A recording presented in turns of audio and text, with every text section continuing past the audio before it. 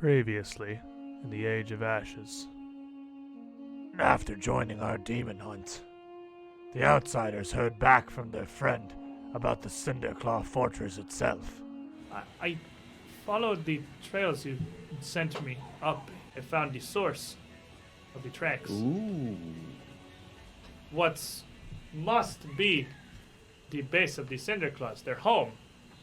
But it is protected. It has shell, has every color of the rainbow flowing through it. Almost like bubble, but much larger. That must require a great deal of power to pull such a thing off. Deeper within the jungle, they encountered another active totem, much like the portal. What appears to be a very similar totem to what you had found back at the portal. As with an audible blast, a green beam shoots out from the eyes. A pair of dragons swoop down from the trees near the totem. Are you freaking kidding me? Rushing to its defense. I'm going to use a 3rd level Dispel Magic, and I'm going to see if I can get this thing not magical, and then we can deal with the other stuff that's on it. That is going to be a nat 20! The smoke stops dissipating out from the eye sockets. It's just a wooden post. With some days of investigation, they learned there are an unknown number of these totems spread throughout the jungle. You can tell that this totem is near identical to the one that you had recovered from the portal. It's just a conduit for energy. It has very little magical power itself. Also, we further noticed there are more of these totems. Oh, Yes. Another to the west of us. There was another one, yes. Most likely, if it's a conduit for magic, it's powering the Cinderclaw's shield. We need to find all of these things we can and get rid of them. Well, is there a way that we can, aside from getting lucky, is there a way that maybe... They've got just enough brain power to be able to have a fleeting grasp of the Draconic language.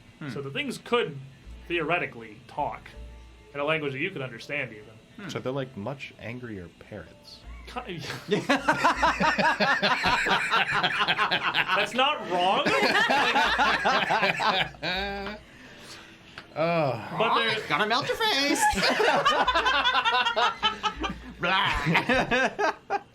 They are very poisonous. That should be hopefully good enough catch up to get everybody on board with the general concept of what we're doing now. It's been an amount of jungle adventures and, well, these strange totems that we've come across. Well, Dalrun will tell you, certainly with first-hand experience, they're very powerful. They're miserable. Yeah, Dalrun had a really bad day last night. It was just everything went down. Just a line of people just waiting to go kick him. He's down. So let's take our session rerolls here, pass these down the table. Hopefully I've got the overlay on stream of the hero points back to what everybody has for this, because I did just have to modify the same one for last week. I think it's probably right, though. And before we go any further, Lubycaster, here to take names and dish out villain points. And I'm all out of names. What's your name? We can give you Cool. we can give you more names. We can give you more names. I have names. I have a whole spreadsheet of assorted Patreon names, actually. There's plenty of them. We have no real shortage. But also, I have no real shortage of villain points, because I have 3 of them now, so I have to do stuff to people. Dance off.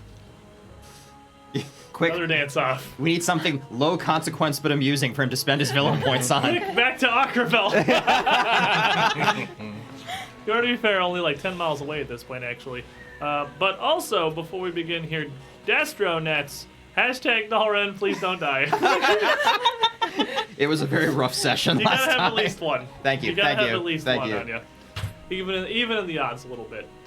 But what we had left off with was following Jimmy, this half-orc, on a bit of a demon hunt here. Which I thought it was kind of ironic putting the recap together. The narrator had no part in the recap, because I tried to make the recaps as short and sweet as possible. They're in an actual playlist over on our YouTube channel, youtube.com/2perception, so you can just watch just the recaps straight in a row and have a general idea of the entire overarching campaign. And unfortunately, Jimmy, my lad, is not quite plot-centric enough to actually be included.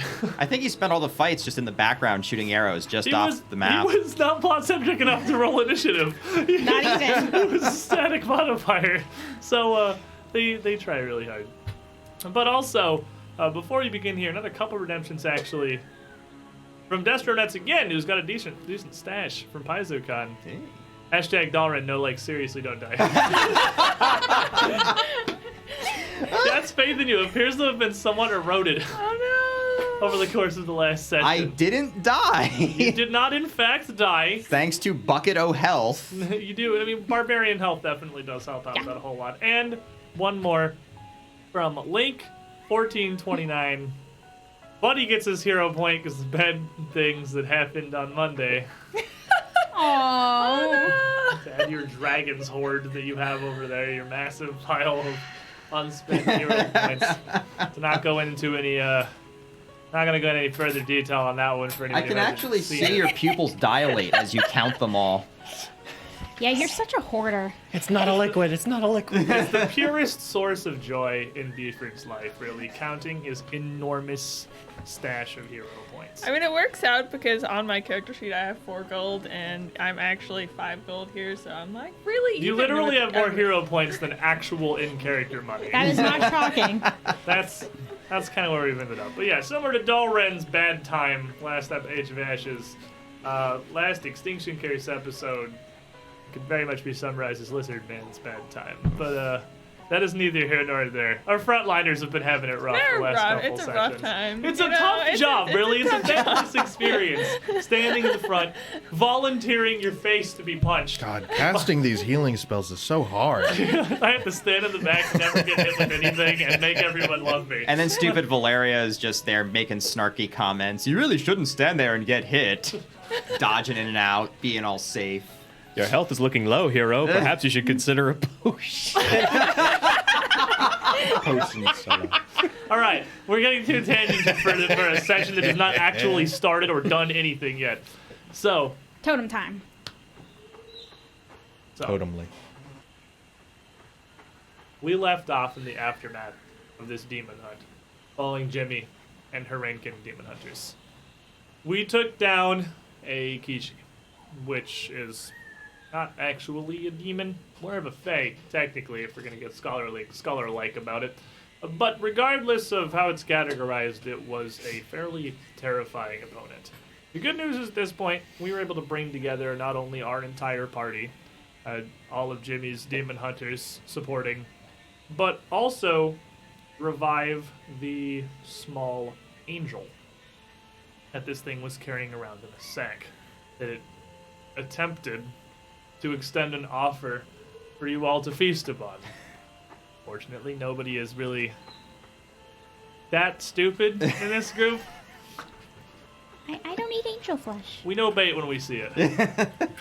And after turning that down, slayed this beast and revived the angel, who put out... It's a very small creature. This angel, smaller even than Rur. Only about 2.5 feet tall, total height. Bright orange wings. Almost just like a large bird, just with a human body. Flapping there amidst the group of you, offered what meager magic it had left, after the barely being alive thing. It was pretty awesome magic, actually. Yeah. The supporting magic, very powerful. Seemed to take most of the toll, because the healing magic not so much, but that's okay.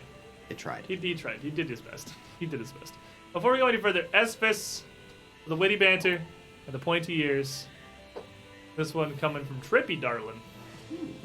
That's an awesome Not name. from your chat, sweetheart. And we got a good stash in the session. here. Deadly Doll's gonna be so jealous. Yeah, chat fighting for Espis is effective.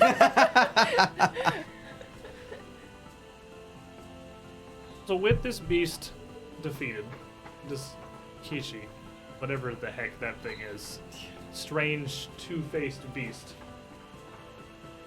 We are left here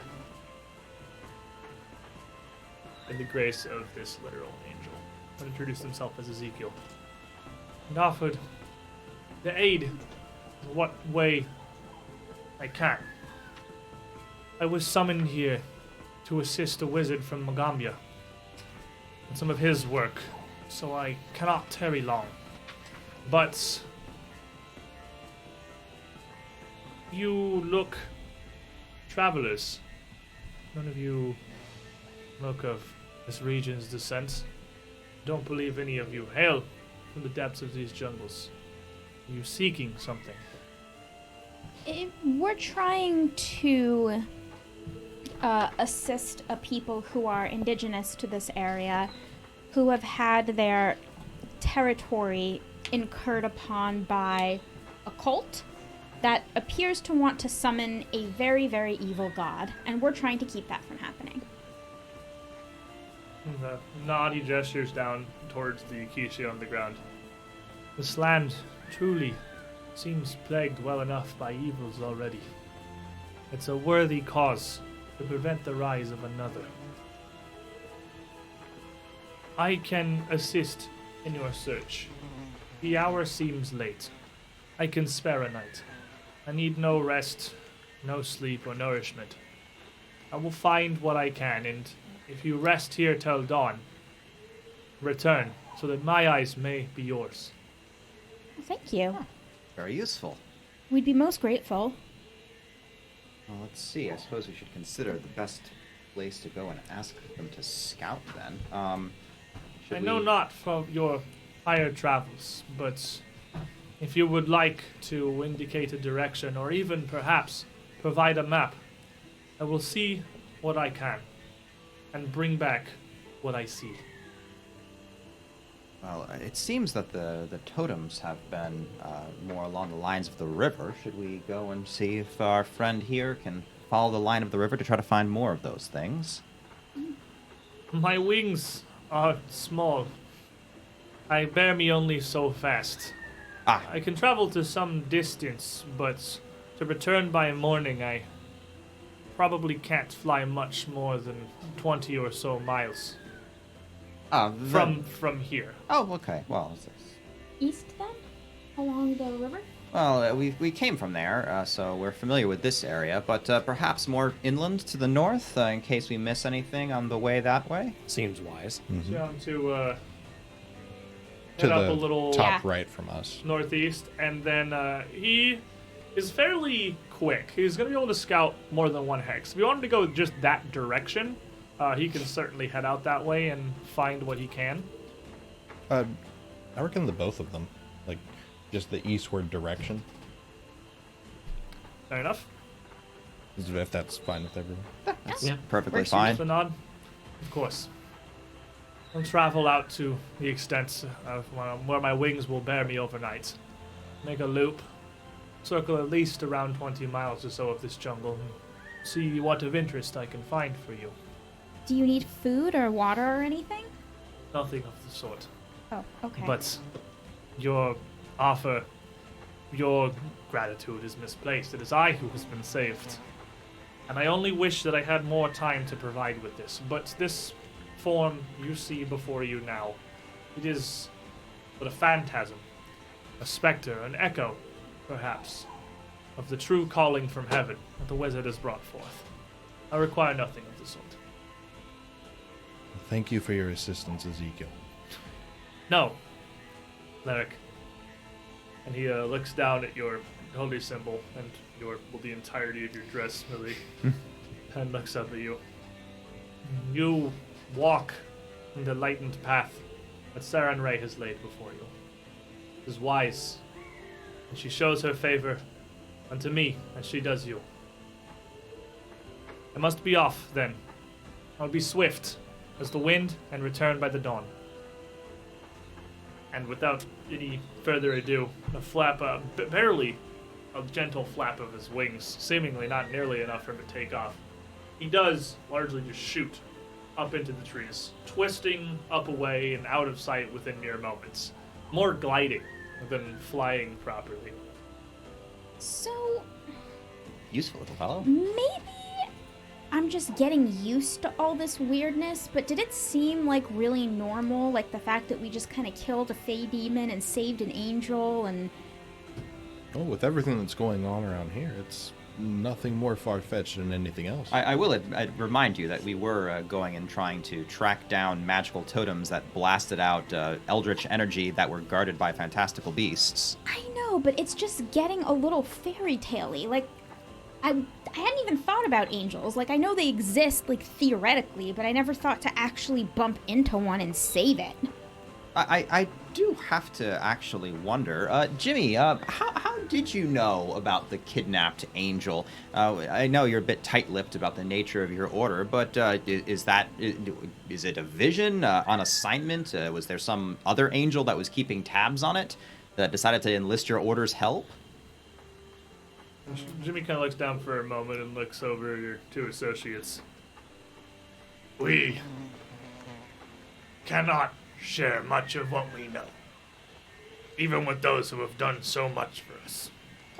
Fair enough, I suppose. But what words cannot give you, perhaps a proper token of our appreciation can. And off of her back, she pulls the spear that she'd taken from her tent when you first met her. It's still wrapped up. She fought with a bow. She didn't come close. She wasn't making any attempt to fight this thing up front. You saw what it could do. Yeah. So she gently unwraps this spear. A little short for a long spear and fairly plain looking, but again, pristine condition. Its tip almost like a harpoon. And turns it over and stabs it down into the corpse of the Kishi, leaving it impaled, sitting upright from the ground. With that, my nephew has tasted justice. His weapon bathed in the blood of that which took the hunt from him. Our task is done, as is this spear's. Well, congratulations on your vengeance. This beast was strong, and you fought well and bravely. The demon hunters will look kindly on this. Well, I'm glad we were able to do you a good service. Yeah. Hopefully, if we are in need of each other again, we'll find it. And she reaches down under her travel cloak, back of her belt, and pulls off a small, very actually plain looking metal hip flask, but a fairly large one. And hands it out to you as well. Oh. That spear, vengeance for my nephew. That ogogro, a gift from a friend. Cheers! And as you take a little tip of that, it is an extremely potent spirit there. One that tastes still, even through how strong it is, almost oddly fruity, but it's a little thick. It's not entirely watery, and almost like a bit of a syrup, kind of. As you take that, the bigger of the half-orcs behind Jimmy, just this massive grin show up. It's definitely something to be sipped and not swigged, but an interesting flavor. Can I taste? It's got a similar consistency to honey wine. What does it smell like? Probably, I imagine, would almost have a scent of charcoal. My family brews and makes wines. Can I tell what type of spirit it might be? Over the incredibly overwhelming scent, like the charcoal smell is so potent that, again, regardless of how strong this thing is, you can smell that over the actual alcohol content itself. So there's probably nothing you can get out of the smell of this. This would be definitely nothing like what you would find up in these. I'll take a sip. Does it appear to be made of cleaning materials? You probably could do it in a pinch. If necessary, perhaps. You could just pour these on the next totem you find and just watch the whole thing dissolve. It'll shrink by itself, too. Buddy, this'll put some hair on something. You might want to have a sip. We are not going to be putting hair on anything, nor cleaning your armor with it. But if you want to sip, you may. Maybe later. Send for victory. I've got some really good. I had some really good jerky earlier. I don't want to wash the taste out. We don't have much for a proper feast to celebrate here. And I worry how close we are to the Leopard Clan's lands and their home.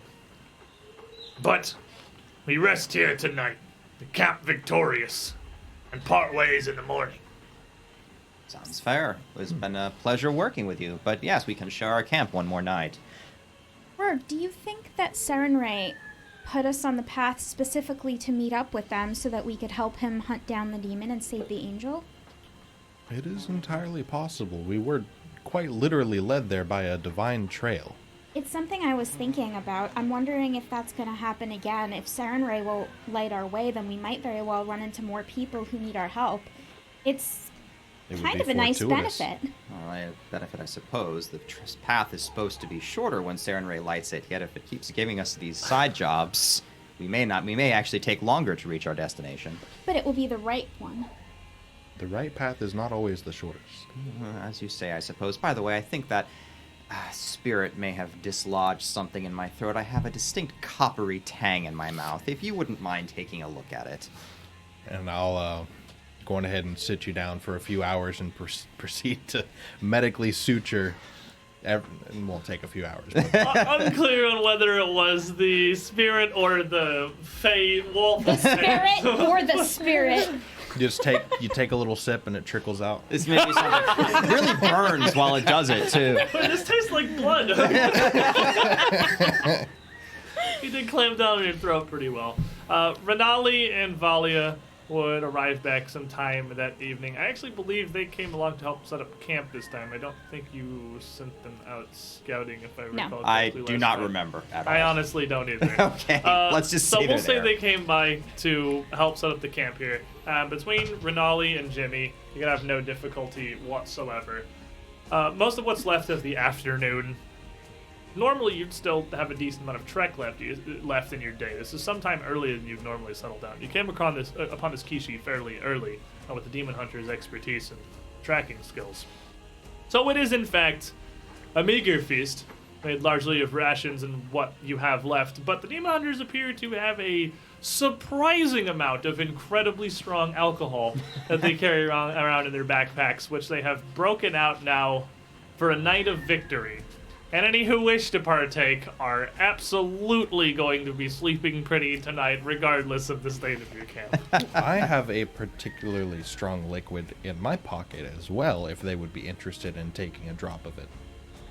Is it capsaicin? It is capsaicin. Pure capsaicin. Pure capsaicin. Distilled in bottle form. Yeah, you have the pepper juice that the kids gave you. Rur just hates fun. That's just all there is. It You are an tastes enemy great of to me. fun. They think that tastes great. You think it smells like charcoal. It All right, does. It also here's- tastes good. Yeah. All right, guys. Anyone that you would have tried to introduce this Just offer them a incredibly drop. hot oil to, they would be able to tell immediately by the smell they're in no way interested in this. And I'm just, as proof, I'll just take it and put a little bit in my mouth. Like, it's fine. It was just spreading the word far and wide of the fact that halflings are birds. It's our new religion now. Birdlings. Half birds. I'm not sure which way is better, honestly. Probably birdlings. Burbs. Burbs. Burbs. Just burbs. Burbs. All right. Speaking of which, does Burb need to roll healing, or can we just assume he gets me to full? With the rest of the afternoon you have here before you, I think there is. I can roll a absolutely no bunch of harm. dice if you want me to. I am certain that it's up we to can Lord just GM. assume that given the evening, he's not going to critically fail so many times that it actually becomes a problem. We had to wait for I the angel actually to leave can't- before he actually got to go finish the job of healing me. We didn't I want him to actually feel bad. can't critically fail. He's not Tyrannus. Natural one. I still pass. Well, you probably regular fail, then I Yeah, imagine. yeah, but a So, regular fail doesn't hurt. So yeah, there's no point in ruling that out. He would easily be able to heal you and anybody else who is missing any health up over the course of the night. Yeah, Perfect. How awkward do you think Valia is going to feel when the angel comes back and she has no clue what to say to her? Oh. Oh, goodness Oh, gracious. boy. Depends entirely on how expansive her book is, I suppose. Not almost- expansive Angels. I The almost- pages blink. I almost kind of want to give her agita about it, but I can't bring myself to. That's just mean. Oh, I suppose we could just not tell her. That would be another thing that she'll have to deal with it eventually. Yeah, I guess. So, you rest through the night. comfortably enough. I've lost my mouse. How does this happen? There we go. I thought It's you had so rats. hard to see on this little screen right here. My tiny. You lost all 4 of them? Well, I had to make my mouse like lime green during Age of Ashes because this is actually a recurring problem. A lot of times I'm just stalling for stuff. I'm like, I understand. this thing's in like 200p resolution, so my mouse is like 4 pixels. Look, pointers are hard. I understand. You rest for the nights, sleep through well, awakening the next morning. I don't believe anybody has any kind of debilitations or anything. So then you would be awakening in perfect health. And in fact, when you are first waking up, an hour or so before the sun, Jimmy and the demon hunters would already be packed up and pretty much out the door. It doesn't really seem to be a major thing in their culture, or perhaps they just need to get home to really make a big show of goodbyes. Well, plus the leopard clans around here. Yeah, and they really just want to be gone. And some of you may not even notice. Some of you, particularly heavier sleepers, may just awaken to the demon hunters being gone entirely. As you do, as you rise, preparing for your morning, Renali simply asks, "So, what is the plan? Should we..." We're waiting for the emissary of God to come back and tell us what direction we need to go in. Or at least what's over in that way. I assume he probably overnight would have shared with Renali the No, general. I don't know, absolutely maybe not. We want Valia to be as left in awkwardness as is humanly possible. We've essentially been given a divine blessing. If we wait around long enough, we'll be given information in our easterly direction. I suppose while we wait, I did want to actually have a bit of a discussion about these totems. Given what we learned from the one that we faced, as well as the one that Lord Stoutmore apparently had to deal with, and the fact that there are more of these, I think it would be good if we maybe worked out a bit of a strategy next time we come across the next one. It seems that these things simply mercilessly blast their hostile magics at whoever happens to be unfortunate enough to be closest to them. But given that it's still just essentially a giant log stuck in the ground, there may be some options here to obscure its sight and spare ourselves the worst of it. Indeed, at least until Esvis or whomever can get close enough to disrupt the runes carved onto its face. It occurs to me there's a couple ways we could do this. One, since it could simply be blocking the line of sight of this totem would be enough to disrupt its ability to target us. We could simply take either sheets of silk provided by Renali or perhaps some canvas or tent to sort of create a bit of a shroud that could be thrown over this thing. The other possibility is if trees are nearby, your staff could be used to shape the wood to block the line of sight of the top of the totem. When I was studying this thing before, which is Right. how I finally realized that what I was planning wasn't going to work, how sentient versus not sentient versus sort of benign intellect does this thing have? As far as you can tell, the totems themselves they're not, I mean, it's a totem. It's not sentient. It's not any more sentient than like any of your weapons at this point with runes set in them. What makes it different is the fact that there is a lot of magic flowing through it from whatever outside source. And given its divine nature, knowing nothing about the source, it's actually really difficult to tell what may be imparted upon the totem from that, because it could be anything from it's literally just a laser turret to it's a sentient laser turret. Clearly, it knew enough that it's not just firing at things that are alive that are nearby, because it understood that the drakes were defending it and didn't launch any attack at them. It only fired at the group of you, and it did so as soon as you were within view of it. I don't know if it's triggered by movement or heat or what have you. We're going to have to experiment and see what type of security, I guess that's the best word, it has. Well, if I can't see it all, then I guess we won't really have a problem with it. I'm feeling very dull inside of this. Perhaps it would be worth a day trip then to meet with Lord Thaddius Stoutmoore, as he's recently also tangled with one of these strange totems and has overcome it largely through brute force, it would seem. Similar to the way that we overcame ours. That was not brute force. That was luck. That was just throwing Dalren at it until we does- got close enough. It does seem like there is only gain to be had from sharing what the two parties have learned from their various experiences. I also really want to meet this guy because he sounds like a real cool dude. A farther expansion upon your idea, Dalren. What if we simply use the staff on the totem? It is made of wood, right? It is, but I was worried that the magics rolling through the surface would make it difficult for that interaction to happen. Until you strip the magic from it, it can't be targeted.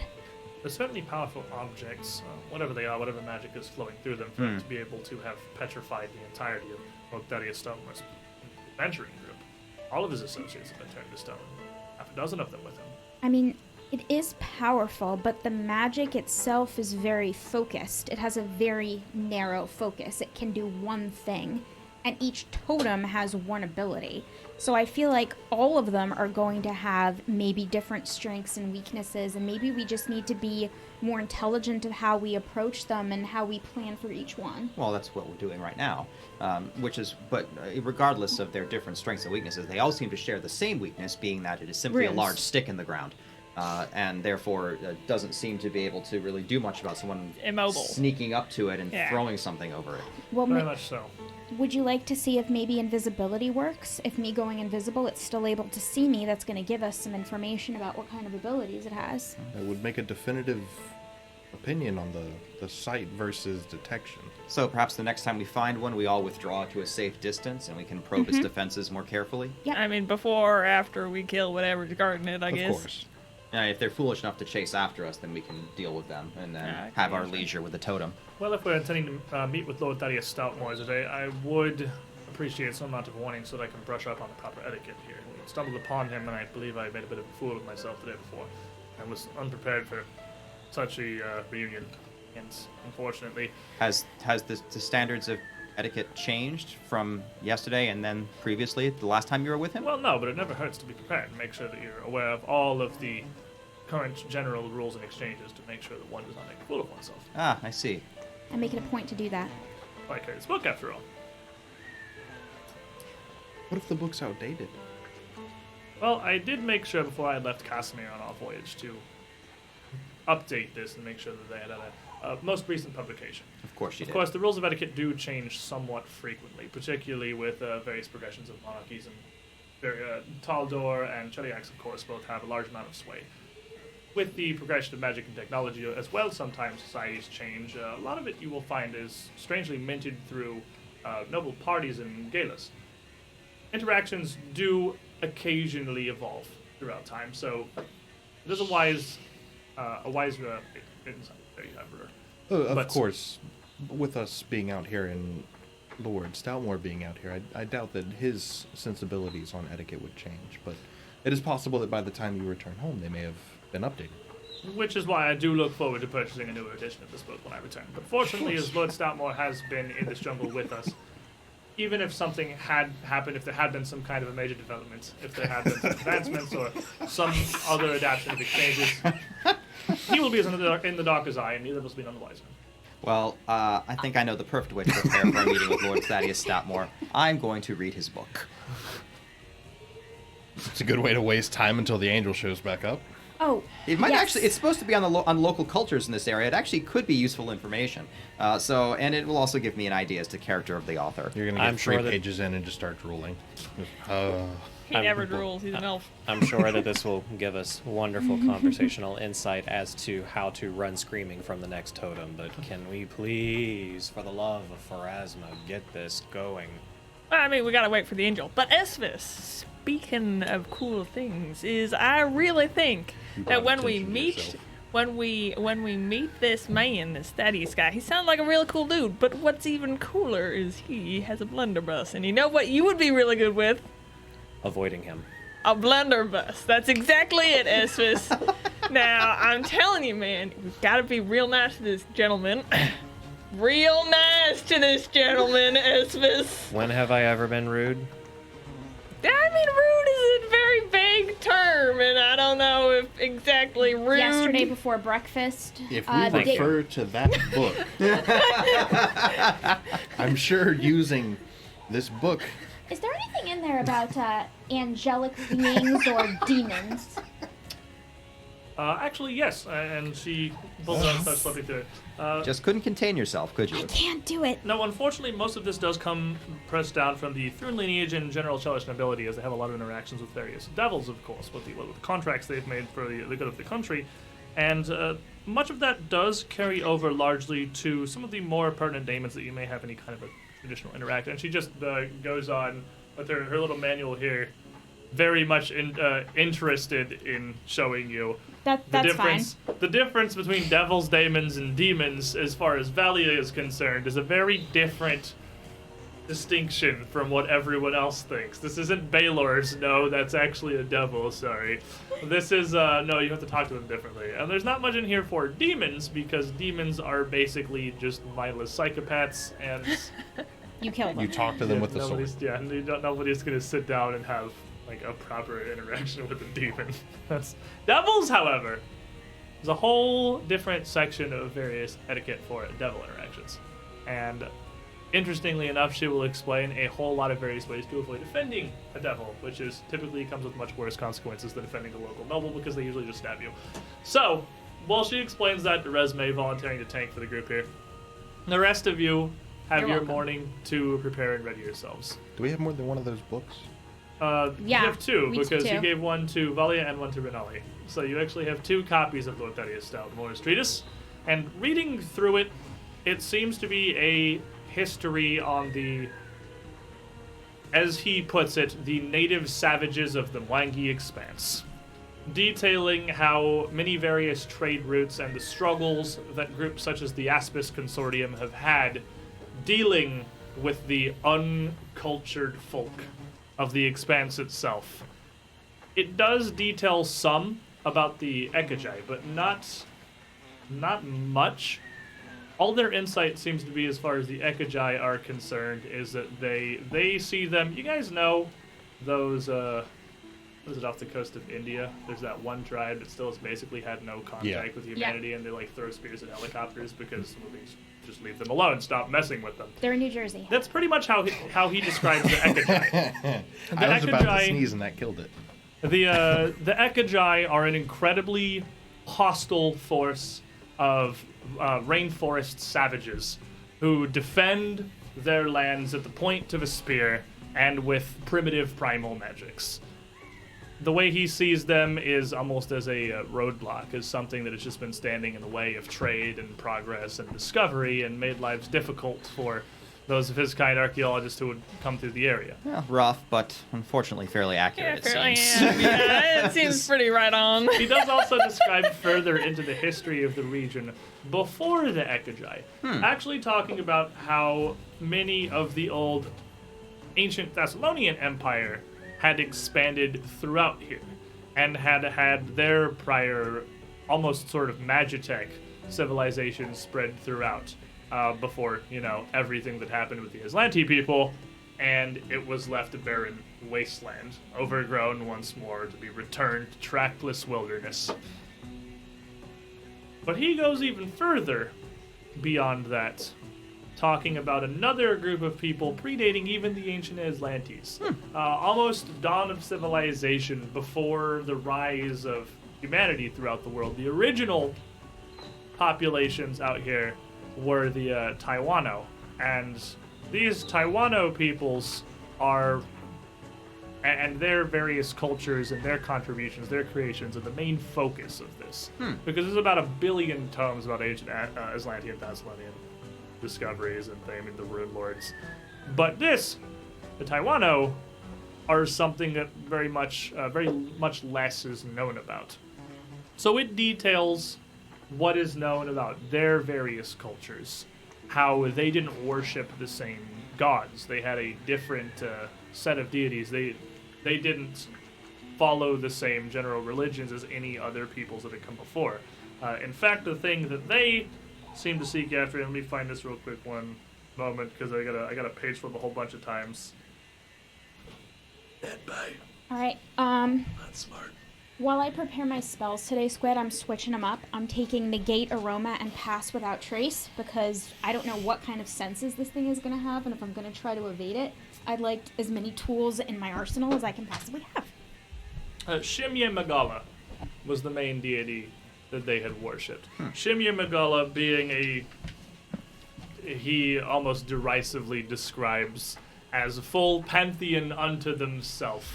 Their domain spreading from the lands and the plants to the stars above, from culture and art to warfare, that these ancient peoples in their unenlightened times believed a single deity could be responsible for all the wonders of the world. Those monotheists. Those silly monotheists. What will It'll they never do catch next? on.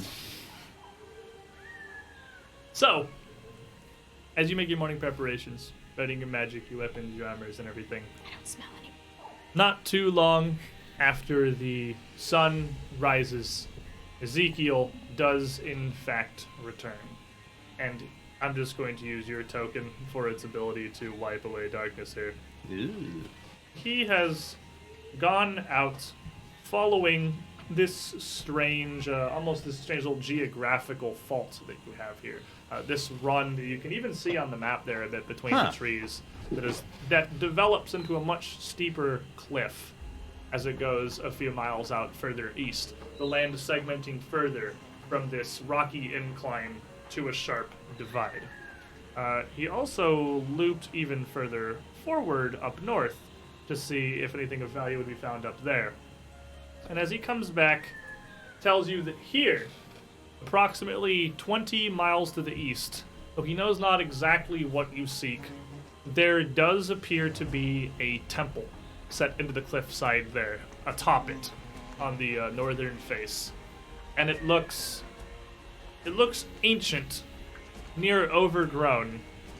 He's not sure if it's going to be of any use or value to you or the people you seek to aid. But it was the only thing of interest that he really came across scouting this far reach for you. Everything else just seemed to be standard jungle. Nothing stood out. Nothing looked particularly valuable. No totem shot lasers at him. Well, I think it would be worth checking out for certain. Pop of feathers. But with that, Ezekiel excuses himself briefly after the report to return back to the task for which he was summoned. And very shortly takes his leave as well. Bye, Zeke. Leaving you once more with just the party and Valia and Renali.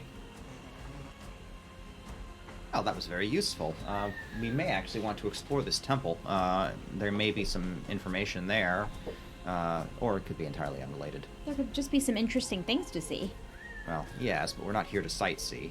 Shall we not first meet with Lord Thaddius Stoutmoore, in case we come across more of these totems? I think it would be or wise. in case he takes his leave. Well, I mean, if he is trying to drag a totem out of the jungle by himself, I imagine he'll be there for quite some time. But I suppose it would save us a trip back the sooner we see we him. could always shrink it for him and help him out there. It would to make it strip a lot faster. He did seem very much vested in the act of taking this totem back out of the jungle, but he looked like he had some difficulties driving the sledge himself. Perhaps we can go offer him our assistance. If we do him a good turn, perhaps he'll do us one. Hooray. I mean, that blunderbuss, though. Yes, I'm sure it will be very useful. Well, I mean, after all, Buddy is only trying to look out for an interesting invention that I'm sure Esvis is very invested in seeing. He loves loud noises I and don't stuff. think He'd love he it. does. Well, now the question is, where will I shall we get you a find pair him? of cymbals for your birthday, Esvis. Where would our friendly lord be? Well, you'll know. Well, you already know that just the day before, He was down it here, was right? one south of at you, the- just He was at the, right, at the totem. yeah, right down here at the southern totem, because the western totem out there. The eastern totem was the one that you found out was a green one, and Renali and Valia had met with him at the western totem. Well, we also have a specific target now. It's a location, not a The target. place where Lord Thaddius Stoutmoore is. But I don't know where he is. I don't know. Maybe I just don't know how the magic works. You can't just indicate, like, a random place where a person is. Does it have to be someplace specific? Because we said where the elephant people are. Yes, but that was structures, a location. This Oh, is. sorry. I'm not familiar with divine magic, so I'm really not sure how it works. I can't just pick a random tree and tell Sarah and Could Ray pick to a guide random me. tree. Be a good random tree. We would find that tree. We would find that tree even if we didn't know which tree it was. But Show the way will still guide us. yeah, it will be able to help a little bit, so you'll be able to make your travel a little bit faster here today. And what are you having Renelli and Valia do? Probably just search up here. Scout. Just have them head off once more and scout over this direction. Mm-hmm. Alrighty, so she'll be heading off to the northwest, back almost towards Ackerville and back towards Hunter's Gate to see if there's anything she could find just in the nearby jungles. As the group of you spend your day heading back down towards the river. Now, as you get underway and start traveling through the jungle here, the sun filtering down from the trees is filtered further by a pretty overcast sky once more, and it's becoming very obvious why they're called rainforests the longer you all travel through here. As after only a few hours of journey, what starts as a bit of a drizzle quickly accelerates into a massive downpour. A very heavy rain that continues through almost the whole of the day. Making the going just spectacularly pleasant, really. There's the monocle. Wipes the monocle. By the time this is finished, I'm going to learn how those dogs shake themselves dry. It not only comes down in actual sheets, soaking you through to your very core, no matter what it is that you're wearing. The rainfall is so heavy that even given the density of the jungle, your vision is pretty limited. You're unable to see much more than 20 or 30 feet out in any direction just because of how heavy the rainfall is as you travel throughout the day. Fortunately, as Renali is once again heading back, Valia comes with you.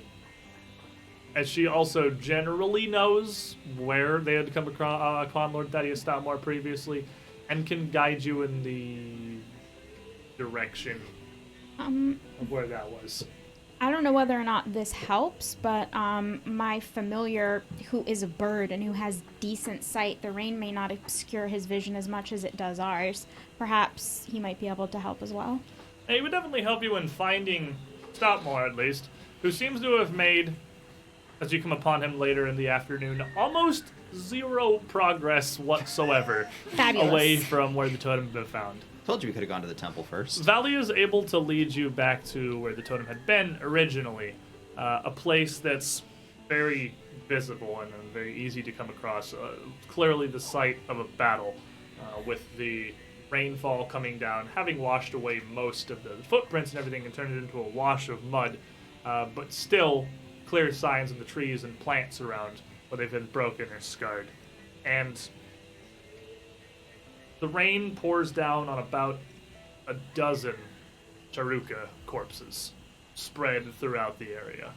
Some of them having been cut or stuck through with swords, a few of them having been near obliterated, or at least have parts of them blown completely off of their bodies, around a huge area that leads to a big central pit that's about 3 feet across and about 3 feet deep. That's filled in with rainwater at this point, and with how heavy the downpour is quickly filling in with mud as well to level back off. Posted around it, and it looks almost like some kind of a sculpture, or some art installments, are a half dozen petrified bodies, frozen in various states of fear or battle. That's disturbing.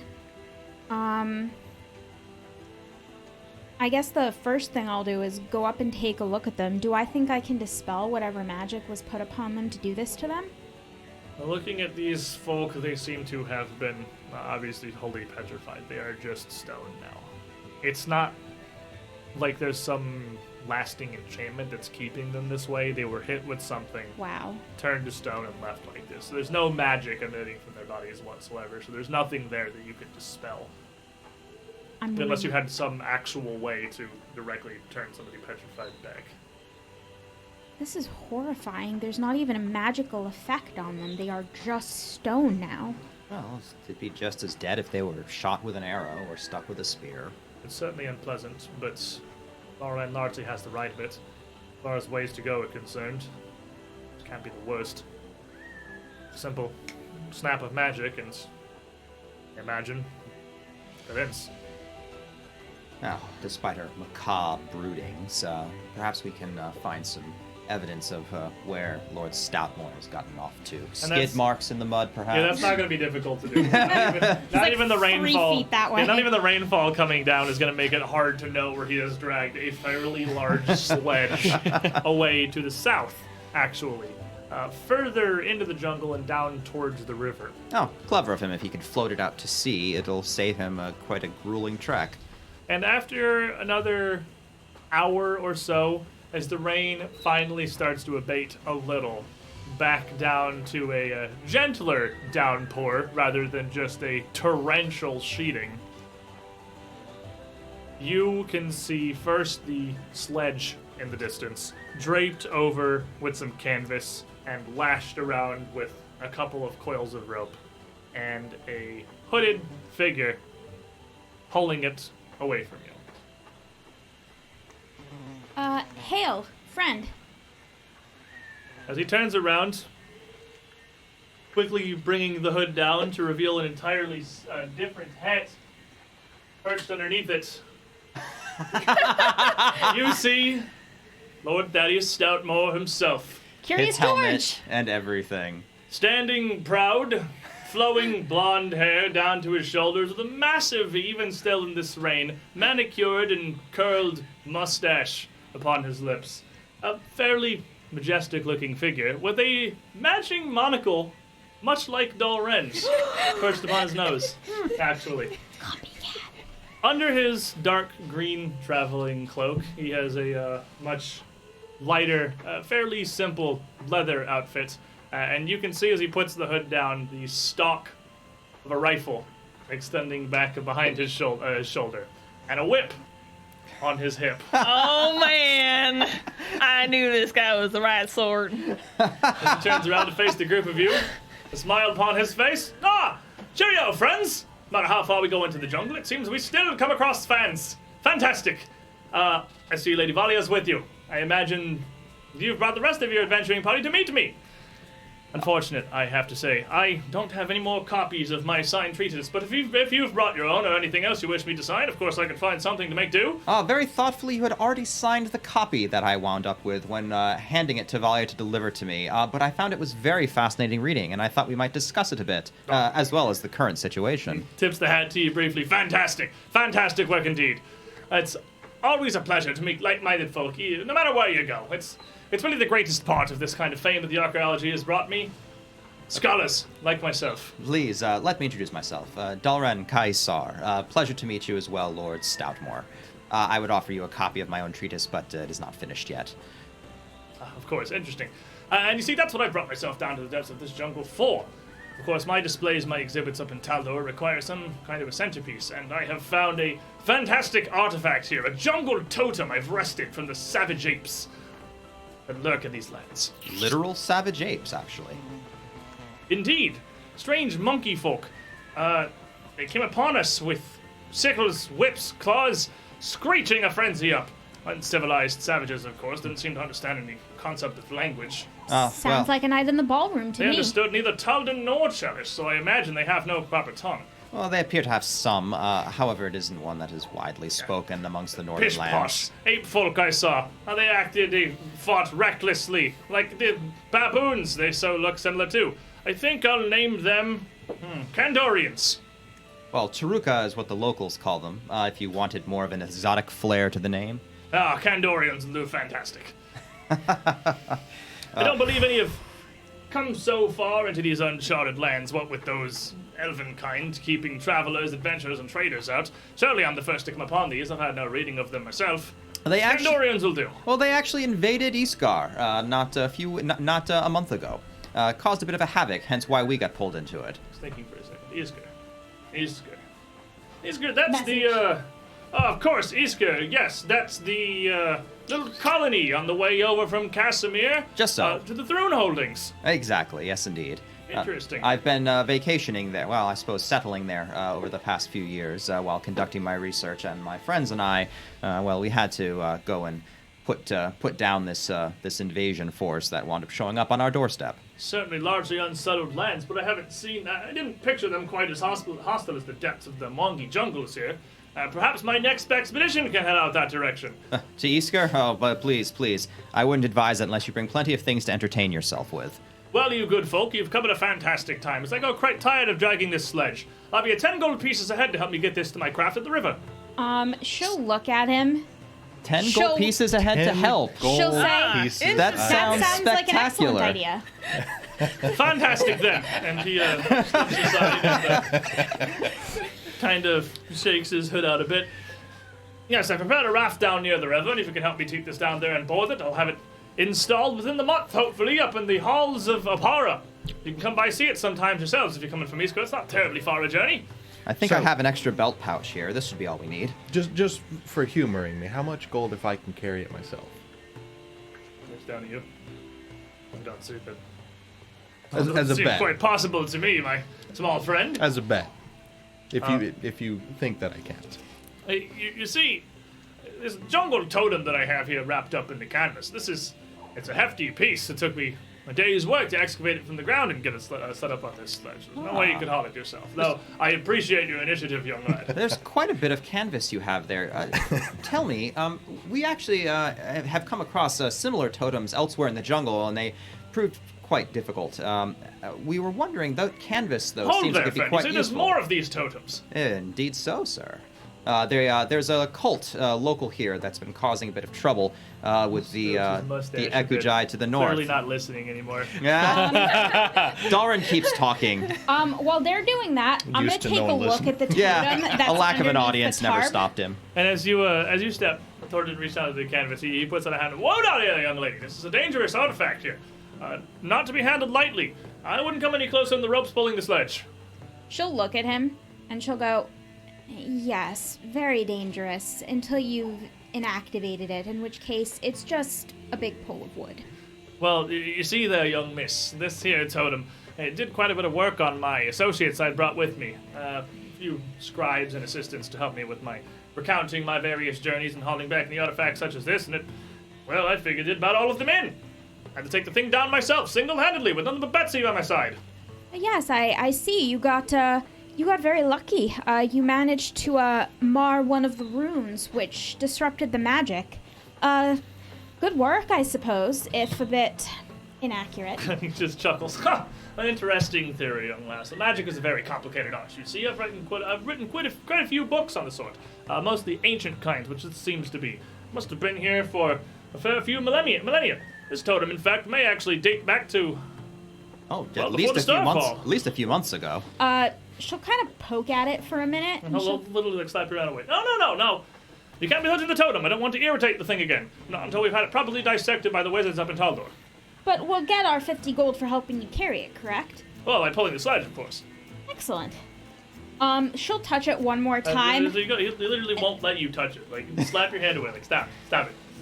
Lord Stoutmore, I wondered if perhaps you could go and elaborate on a few sections of your book that I was reading through last night. Well, at the moment, I'm most interested in getting this thing down to the river. Of course, I'm always more than happy to indulge a fan in Excellent. So, in this section right here, and I'm going to try to kind of gently guide him away It's from the okay, totem, I at least have- enough for Resme to get past I him. have reach, so it doesn't really matter. Oh, I that's can just true. do it from here. I don't give a shit. So, just out of curiosity, maybe a deception check, just out of curiosity. Oh, a deception It's all check? right. No, I'm terrible at this. Nat 20. The gods hate this man. You can't just say it and it happens. I can, and I did. You can't just say 20. That's not how dice games work. It didn't matter. Because it didn't matter, it worked. That's exactly That's why. Haven't you good luck learned that yet? You can't say I can't when I actively can. So, All evidence to the contrary. appealing to what seems to be Lord Stoutmore's only interest, himself and his friends, draws attention away a little bit here. Enough of a diversion for Resme to be able to cast a spell. I'll shrink it down. Just make it, Well, he's not The rest looking. of you can see the canvas roped up around this thing. I mean, the totems are fairly large. The canvas is flop down on the cart. Yes, magic. Very complicated stuff. Don't know anything about it, really. As he's here talking to Lord Stoutmore Darwin, appears to literally have run with away. an arm put around him as he's pointing out some things here in his treatise. You see, it was quite interesting as I looked through this. It took me several expeditions to uncover walk enough about this these way. people, their various archaeology, and what little arts they'd left behind. You won't find much like it anywhere else in the scholarly libraries of Taldor, Cheliax, or elsewhere, as there's none who've plunged quite so far, taking these risks upon themselves into the jungle as I have, young lad. Well, I always wondered about the worry of the bleeding over of anthropocentrism into the scholarly literature, and it seems that this is simply an example of it happening further. So While I wanted to they're talking, clarify we're these just gonna points. start walking with the sled off and just let them follow us. So you can just you just start dragging the sled, and the sled starting to move is enough to get Stoutmore's attention briefly. He turns and looks and like double takes at it. No, what manner of vandalism is this? Where's the totem? Oh, it's in my pocket. Yeah. Puts down his sledge. The canvas is clearly just laying flat. Wrapped around. I Nothing. The rope's just slacking loose. You can put it in yours if you like. You take it up. He snatches it from you. Don't put it on the ground. You have to put it in your pocket or someplace. What have you done? You've ruined the thing! The second you put it in a place where it can expand, it will expand back to normal. But now you can travel with it and carry it without any much more ado. Exactly. It's a far more convenient way to carry the things around than dragging them through the jungle on a sledge. I have 3 in my purse right here. It looks... I think 2, Absolutely. technically. You're right. I had 3. Now I have 2. This must have been some kind of, latent power locked within this totem. Certainly. Yes, locked Waited in all of another day them. to reveal itself. Perhaps locked away by the combat, or perhaps unwilling to reveal itself. Well, my The mother local is very natives. shy. It wouldn't be the first time I'd made an archaeological discovery such as this in such trackless wilderness, where the magic had been left unmitigated and unutilized for centuries, if not millennia, before I was able to come along and unlock its secrets, revealed itself. And this is certainly an interesting one. It's barely the size of a popsicle. Anthrocentrism, more of Stoutmore centricism, it would seem. I wouldn't need it. Well then, I suppose there's no further need for assistance in hauling this down to the river if I can simply pluck at the thing and do so myself, but I thank you very much for the assistance. Perhaps if you had not arrived, perhaps it took maybe a collection of several sapient minds to engage the thing, for it to understand. And myself, Lord Valia, are not quite enough at bringing a few more of my fans with proper understanding. The thing has seen fit to reveal itself to us. You're very kind, sir. Fantastic! Oh, And please he, just let him go. I don't he even just care about the money. tucks the thing into a satchel on his hip there. Very well then. While I feel with this taken care of, I can, well, see no reason not to continue my adventures here. This is but one token, and apparently there's multiple things spread throughout the jungles, you say? Oh, I could indeed. make an entire set of them. An entire exhibit, perhaps. Well, we happen to have a couple of in our possession at the moment, but we were going to hold on to them for the war effort, you see.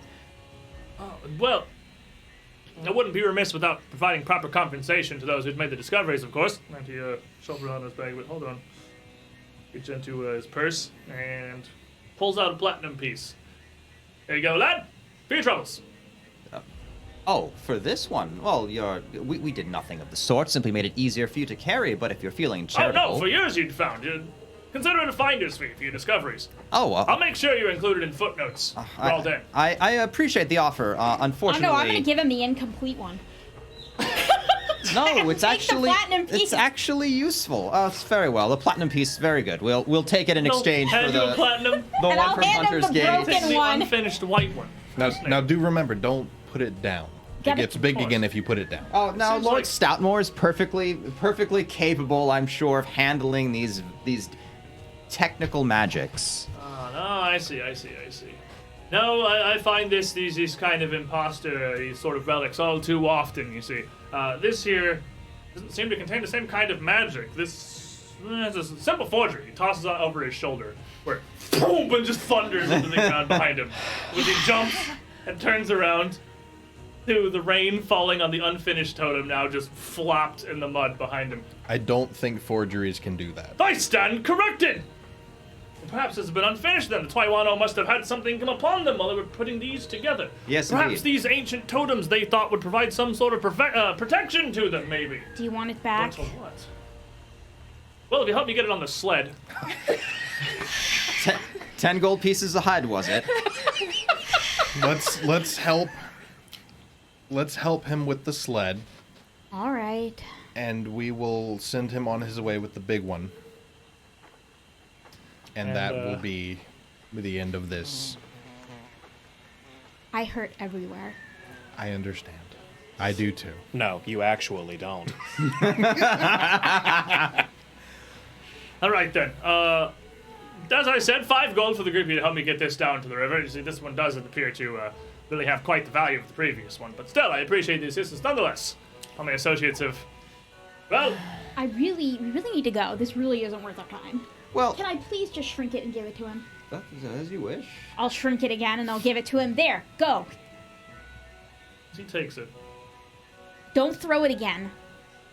Put it in your pocket. And don't lick it. He can look at it if he wants to. No, he'll get Just splinters. Turning it over, looking back and forth. I don't understand this. It's magic.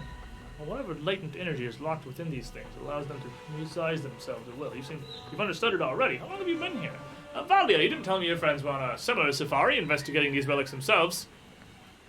Valia just standing there, hands folded in front of her.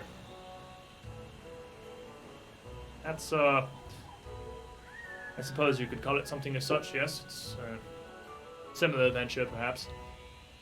But Lord Thaddius Stoutmoore will find this magic here is resume his own. He is capable of crafting such spells. Much akin to the wizards of back in the colleges that we had met. And she... Stoutmoore will just look at Nonsense. Nonsense. Look, perhaps. There must be some kind of a trigger. A button, perhaps. I'll look the thing over Oh, and figure there's it out definitely a trigger. Well, perhaps we could conclude the business before moving on to further investigations. Yes, very well. And tucks it into his bag as well. Well, you've done a fantastic service for me, and then I'll make sure that the footnotes include your discoveries when I publish this back up in Taldor. I'll have to make sure you're properly credited, of course. And it was 5 gold, correct? Well, I don't see much use for that now. But I can just simply pocket the thing. Yes, I think pocketing something without paying for it is called theft, Lord Stoutmore. Oh, well, I paid you a platinum piece for the totem itself. Yes, indeed, but it was 5 again to help you carry it down to the river. No, that was a very 10%. different situation. I believe that to be Don't hauled worry. down I a really day's journey don't. with a sled. I will pay you 10 if we can leave. Lord Stoutmore, you disappoint me, but as you wish. Bye, Lord Stoutmore. Have a good life. Well, this has been a fantastic thing you've brought upon me. Well, I suppose I'd do well to search more of this jungle for some of these totems then, so I won't be leaving quite yet then. You should Perhaps go I'll that pass way. across again. Yes, indeed. Good luck, Lord Stoutmore. Oh, Lord Stoutmore, I do believe that we were hearing news of one farther down the river from here. I'm not sure in which direction. Oh, well, I already come from downriver. I had much investigations down there. Found an unsavory pack of strange lizard folk who'd been holing up in a tree somewhere. Ran a few of them off quickly before I made my way out here, but hadn't seen any sign of more of these totems. Now, I've been planning on taking my raft upriver. Well, I've been planning on returning, but now my plans have changed, of course. There's more to be had. There's an exhibit to be assembled. Upriver's east, right? Upriver's east is. Okay. Very well, then. Surprise, to be told, not only to find more of my fans so far into this wilderness, but also to have them provide another one of these strange totems.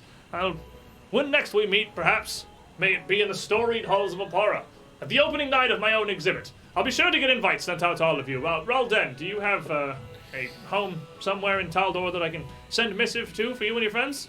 Can we please leave in your head? Can we please leave before I light him on fire? I'll provide you my address in Isker. Whatever you send will get there eventually. Oh, well, if nothing else, I can certainly make contact with Lady Valia, and I assume that she can reach out to the members of...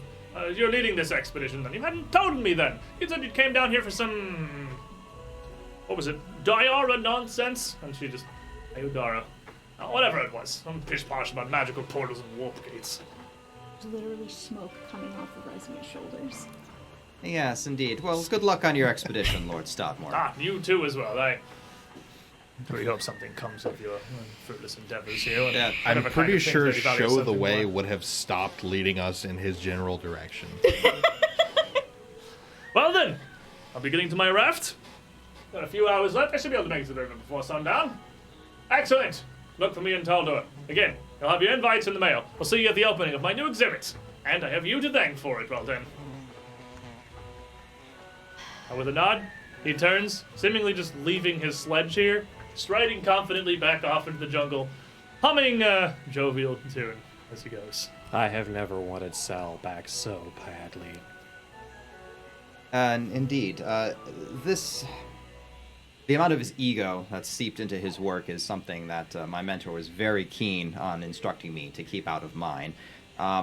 But one good thing that did come from this, aside from the unfortunate fact of plaguing the Mwangi Expanse with his presence some more, is we have a completely unattended sledge and canvas that we can take with us. She'll look at you, looking really grumpy, and she'll kind of go and she'll grab the canvas and she'll kind of wrap it around herself. She's like, yeah, now I can be dry. Ain't the totem still in there? No. No, it's in Thaddius' bag now. The totem that was in there before? Oh, Yes. okay. Valia kind of flipping through her guide here. It is no wonder you need that book when dealing with individuals like that. Well, I do apologize, Master Dara and Lord Roar, but it is uncouth to speak of a fellow peer once he is out of earshot. Did the book say that? But you don't speak of him in his earshot either. Well, he does seem to dominate the conversation somewhat, which I do find myself frequently struggling. Getting an award in Edgewise, but I must say he has very much earned his stature as right. Well, he's certainly prolific, I'll give him that. Already publishing another book after a single expedition back. It's a wonder that the shelves of scholarship don't break under the weight of his ego. I think you'll find his name is actually spoken quite frequently throughout the libraries of Taldor. He is a fairly famed publicist. I'm sure. If he spoke loud enough, they would echo through the libraries of Taldor. How big is this sled, anyway? Please, Lady Resume. Your sarcasm is unbecoming and unwelcomed. It's always unbecoming and unwelcome. That doesn't mean I'm going to do it any less. Ah, wait a minute. Don't shrink it down just yet. I'm not going to shrink it down. This canvas, if we weight the sides of it, and make it as in something easy that can be palmed and thrown, it is something that perhaps, after having shrunk down with Resume's magic, Esvis, if you get close enough to a totem, you could simply throw it. It would enlarge large enough to actually engulf the top of a totem. It would be much easier than trying to get this canvas over it beforehand. You know, Esphus, when you give us that face, it's really hard to tell whether you're agreeing with us or disagreeing with us. I'm totally in agreement with Esphus right now. Have you ever seen a cat pulled out of a bucket? I'm the cat in the bucket. I am soaked, and I have been sitting and listening to someone that makes your pride just look insignificant. You know, Esvis, with this stuff that we have here, you could really canvas the joint. Pharasma will never find your body if you say that. Are we going to the temple now? Yes. Thank you. So as the rainfall does finally start to peter off later in the afternoon, you all had made it down here to the river with your day's journeys and met with the esteemed Lord Thaddius Stoutmoore. Thank God he's gone.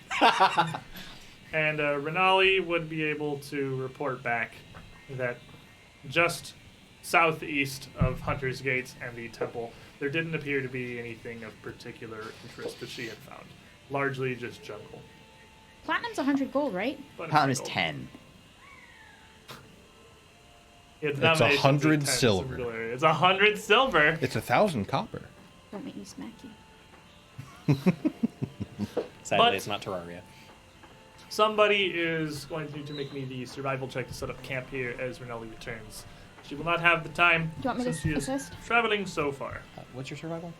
Plus number. 11. So is mine. Okay, that's what I'm saying. You want me to assist or do you want to roll and I'll assist? Doesn't matter. Actually, you know what? I'll roll to assist you this time. Letting the druid take the lead. Yes. Doing druid stuff. 21, so I assist. 24, 25, 26.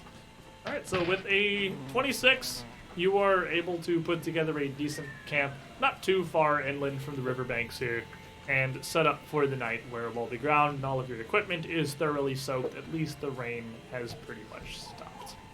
Now, who wants to roll me a flat check? I can do it. I can do it. By the way, did you actually shrink that canvas so we could bring it with us? No, I rolled it up and I put it. It's It's just a tarp. canvas. It's a tarp. I'm not going to waste magic on it. Oh, is it actually that small? I mean, it's a fairly... It's like a full-size tarp, so it's probably like... But it's 12 like one feet, person 12 can feet. carry Yeah, it. you Yeah. can, like, Oh, roll okay, up okay. I and thought it was it's like gonna the be- canvas that covers an entire No. sledge No, kind of it's gonna be canvas. it's gonna be fairly bulky, but... But you can carry it, Mr. Hefty 19. Holler. Okay. So you rest through the night without any kind of incidents or anything terrible happening to you. The rain does stop, but the winds are still blowing through fairly heavily, whistling through the trees, just adding to the cacophony that is the nighttime jungle and the constant insects. The wind is strong enough that it makes it kind of difficult to properly secure up all of the netting that the Ekajai gave you to keep the mosquitoes out. But fortunately, Resme is skilled enough to deal with that and overcome it. We have a big windproof tarp that we suddenly got our hands on. Or hopefully the wind would be strong enough to just blow, Blow the the mosquitoes mosquitoes. away Yeah, from At exactly. that point, you don't need Oh. any tarps. us. Welcome to the hurricane. Whee! Yeah. It could be like when the breeze is coming in on the ocean, though. You get all those flies.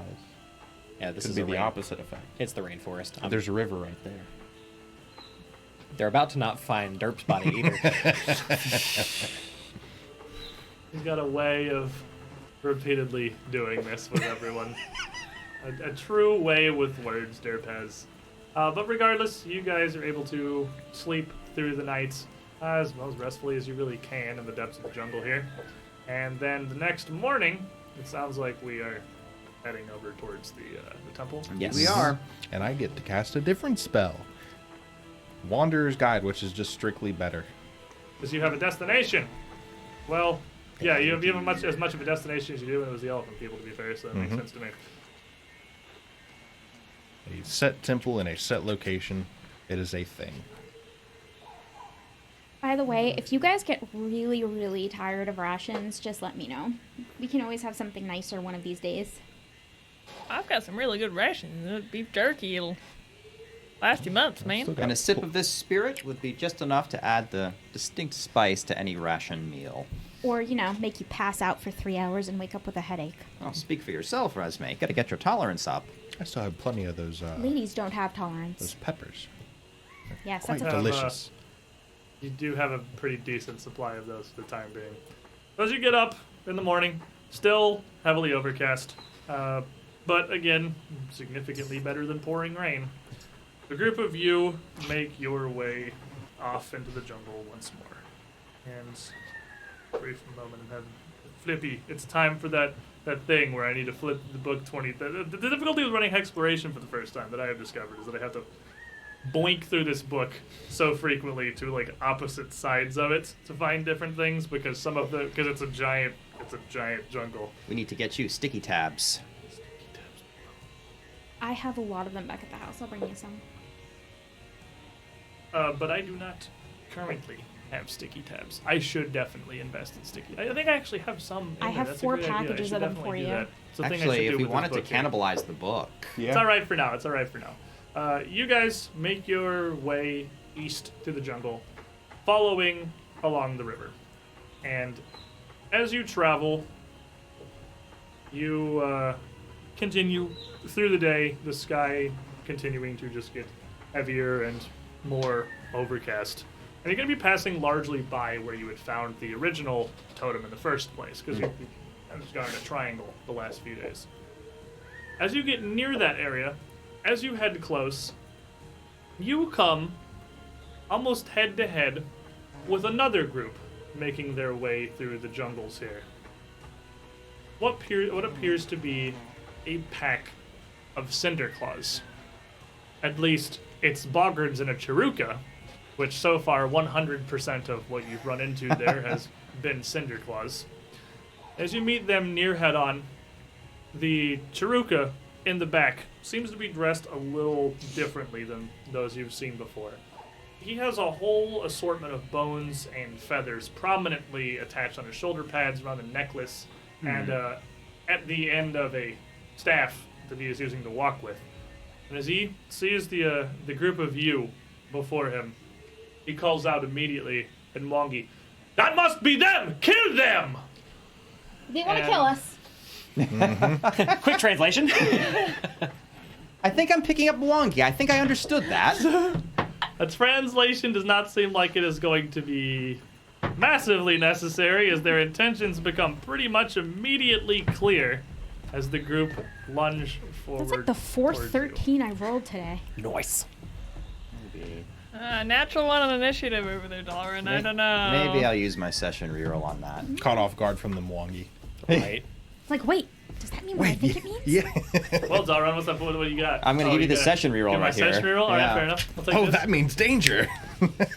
Was somebody scouting? Do we want to assume that somebody was scouting? I think Okay. He's always- SS is always scouting now. Yeah, everyone always gets a +1 from my feet. Your feet must be really pretty. What, do we get anything from your toes? Too? Me. How about his soul? Dalron, what do you You're got? being Little- such a heel. little chicken 26. nuggets. 26. Alrighty. How about Espus? 29. And Rur. 31. Just keep, My God. Keep sliding it this way. Resme. 25. And Buddy. 27. Dang, guys, good job. For Yusta. We throw together some boggard boys. Familiar with these lads? Yeah. Yep, much like what you've seen so many times before. Just the same old frogs with their same old clubs. That do still hurt. They do still hurt. We're gonna run into like a boggart chief that's gonna have a bigger club. It's just gonna be called the whooping stick. He's the biggest, them- so he's the boss. Down here. And the leader of these Charuka with a 28. Right in here. Spicy. The Rur. You were the first to react. Recalling knowledge. Ah, yes. You were going to be on this Charuka. I Chirika understand. wearing the weird clothes. So this Charuka here looks almost a little warped as you look upon him. It's not just the feathers and the bones of his regalia that makes him a little bit different. He almost doesn't look entirely Charuka. His mouth is almost elongated a little bit into a snout. His ears kind of pointed and drawn back, and you can see fangs on the end. His hands, the fingers somewhat elongated, clawed at their ends. You can use either Arcana or Society. Society. It's a 10. This Charuka looks like he is almost half dragon, half Charuka. He has clearly been infused with some kind of power that has bodily transformed him into an actual dragon acolyte of Dayhawk. You can see, though he's taking some pains to keep it concealed behind him for now, and he's pushing through some undergrowth when you come upon him, he has a fairly thick, twisting tail that looks more reptilian than it does primate. And he seems to be in much greater control of it than even the rest of the Charuka. It seems to be as much more, as dangerous an object as his claws and sword. All right. Well, I don't like him, and he's new. And I don't like things that are different. I don't like things that are different. I'll tell Dalrin it appears one of them is starting to turn, as we were told before, part dragon. And then I'm going to cast out Crisis of Faith. And his Okay. eyes will glaze over with a golden glow, and it's a will save. His will save is going to be a 35. That does nothing. Because critical success, so.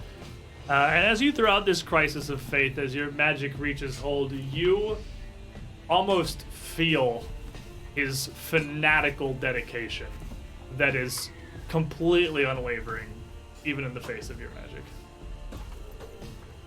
That's everything. Alrighty, Esphus. Well, if we won't respond to magic, you can just draw. Just hunt prey, draw 2 arrows, and send them spiraling straight towards the Chiruka. Then Chiruka is my prey, so hunt prey, here we go. So he does have, he is concealed in the undergrowth there, so it's just going to be a DC 5 for you choose to hit him. Oh, okay.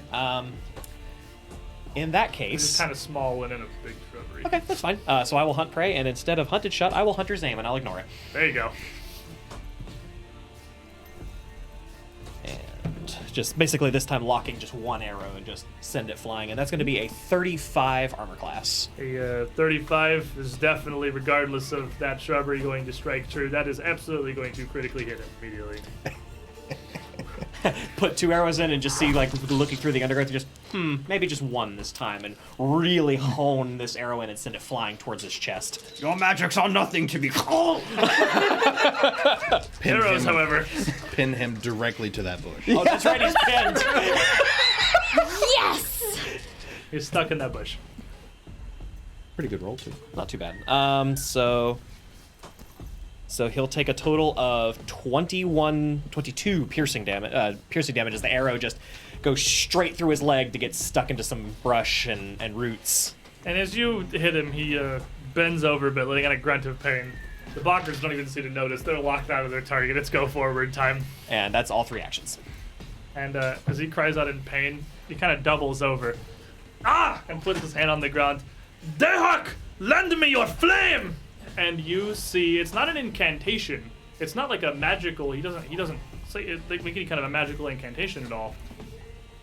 Just this quick prayer, you see a glow and a crack surge across the ground, glowing red towards the middle of you, before the ground beneath all of you erupts like a volcano in a gout of fire.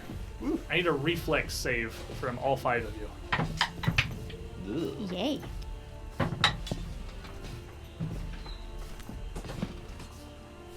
gonna hero point that. Good move. Don't die, Dalrin. Yeah, I was getting explicit instructions. I mean, it's 1 better. Who was that hero point from? Oh well, they're both from Destronet. I'm and assuming a 20. He gave me the same instruction with both of them, so Well, I'm going to switch. Hold dice. on, because I can give you So- a reroll. Thing we discover, you can only reroll a die once, pretty much. Hero points are a fortune effect, as is halfling luck. You cannot use both on 1 roll, and you cannot use multiple hero points on 1 roll. Ah, well, in that case, Making our actions and our rolls have a little bit more consequence. apologies then to Destronets, because I've spent that, and I did get 1 more tick on the die. Alrighty. So, we got Esmus. 28. Alright, that's a little succeed. A 20. 20, buddy. 26. 26 will succeed. 15. 15 will critically fail. Yay. Resume. 29. 29 will succeed. So I failed, right? You fail. I'm And, gonna re-roll that with half in luck then. Okay. Because that triggers when you fail, right? Yeah. All right, so I critically fail. I'm assuming. I'm assuming that. Halfling luck! Yeah, I'm assuming that an 11. 11 absolutely Yeah. critically fails. Thank you for making me feel better. He dove into the volcano. So as the As the oops. as the ground erupts here, you 2 critically failing are each going to take 8 bludgeoning damage and 14 fire damage, -2, right? -3 at level 6. That's right. as well as be knocked prone by the force of this blast. He takes care of that, and it's 14 in total. 14 fire in total. 14 fire in 8 total. physical, minus 14 3, fire. 11 total fire taken. And 8 points get bludgeoning, knocked rather. off of that. And the rest of you are going to take 2 bludgeoning and 3 fire. And as you dodge out of the way of most of it, it is not going to knock you down. It's like algebra. Okay. Buddy. I'm going to say I'm gonna wait until after Dalren goes. Alright, so then Dalren. All right. Bell got rung a bit there. He's going to kind of roll up onto his feet and get up. Clearly, these people are not to be trifled with, so rage, lightning will crackle up. And unfortunately, I am 1 action short of being able to lightning blast them all. So instead, what I'm going to do is I'm going to advance up directly to engage the nearest boggart, standing like normally. He's We're not even going for a reach. We're going straight up. Yeah, into normally space I'm there. a bit more cagey, but not in this instance. There's explosions getting thrown around, and I know they don't care about their boggart allies, but at the very least they'll take some with them. So as Dalren rushes forward, buddy, I will rush forward also. I will stay. I will go up. Just right next to Dalren, and I'm just going to bring my. I had my shield up. I'm just going to bring my warhammer around, and try and give him a good smacking, which is a 28. 28 will critically hit, as at this point, these boggards here are largely mere meat for you guys, easily able to outbox them. Okie dokie. So this is. Oh, that is. We've had one too many tongues thrown at us. Don't want to get licked anymore. Okay. So that is a 12 damage Okay. With a crit? with the crit. Roll a Ah. 1 3. With the crit. Goofies. Well, still a solid web, but these boggards, as you And already then know, I are will quite once sturdy. again raise my shield. Resume. Resme will look and see all of the boggards plus the Charuka clumped together and realize that this is what dreams were made of. And she'll incant Igneous Maximus! And she'll throw a massive fireball right down at the center of that little clump, and all 4 of them can make reflex saves. And as this fire blasts, all of you blinded for a brief moment by this explosion here. And it just as quickly as it appears, it fades. The Chiruka, still bent over, stands up. You cannot turn fire against us! They are all completely unharmed. Oh shit. No fire, huh? Shield! As it blasts for a brief moment, you can almost see, instead of it just dissipating instantly like it does, it's almost all pulled into the Chiruka Noted. and absorbed completely. Now, we go the boggards here. Esvis. Adding one more to the collection to make things hurt. Well, you're up to 4+ now. I am now up to 4. The little plus symbol on yours. Deadly Doll is back. Hey! You felt offended. Somebody else gave you hero points. That's right. So, there you go. Got a Thank good you, Deadly stack Doll. now. The boggards are going to rush forward as they can, collapsing on this front line. As the one a little back here lets out this emanating, echoing croak. And I need Buddy and Dalren to make me will saves. This is a fear effect. Yep. Ain't afraid of no ghosts. I'm very afraid, and I should make a natural 1 into a session reroll there. I will take this. Maybe I'll use my other dice. It's clearly not a Collector reflex coins. die. Yeah, it's better. That's 16. 16 will still fail. Better than natural 1 though. It is better than critically failing. Better than critically failing is definitely a good thing. So you are going to be frightened 1. That's a 29. Very used to being very afraid of these almost all the time. You're just mad. It's just more like I just don't take them seriously. It's like, yeah, you're making your noise again. Buford's his conscious thought is not caught up with his new abilities here, so he's still like, ooh, they're doing stuff. Well, I'm like, Dalren could literally die at any time. Well, it's one the front that you have closed with is just going to lash out with his club, just swinging for the fences towards Dalren, going to get a 16 Easy parry. into a 19 Easy parry. into a 3. And Catch it, push it back, and spit in his face. And as the other boggart comes forward here, he is going to pile in, directing his first swing towards you with a 24, Just hits. and a second towards Buford with a 12. And it does. I would, even with my shield ramming in front of Dalren, he would still not hit me. Okay, so You This- lose your shield bonus to AC if you shield block for me? I don't know. you don't. Oh, I it's did just a not. reaction. Oh, It's just okay, you quickly okay. blocking it. So he is going to hit you for 7 damage. And all of that is negated by the shield. But if he flashes out and blocks this, then it gets Dalren. Bong. And the other one, as he comes forward, he is going to swing once towards Buford with a 14. And I'm a hefty guy. Like, the stuff is not making it through. Yeah, they're literally just hitting you. Like, you're blocking the door, and it's like, dong, dong, dong.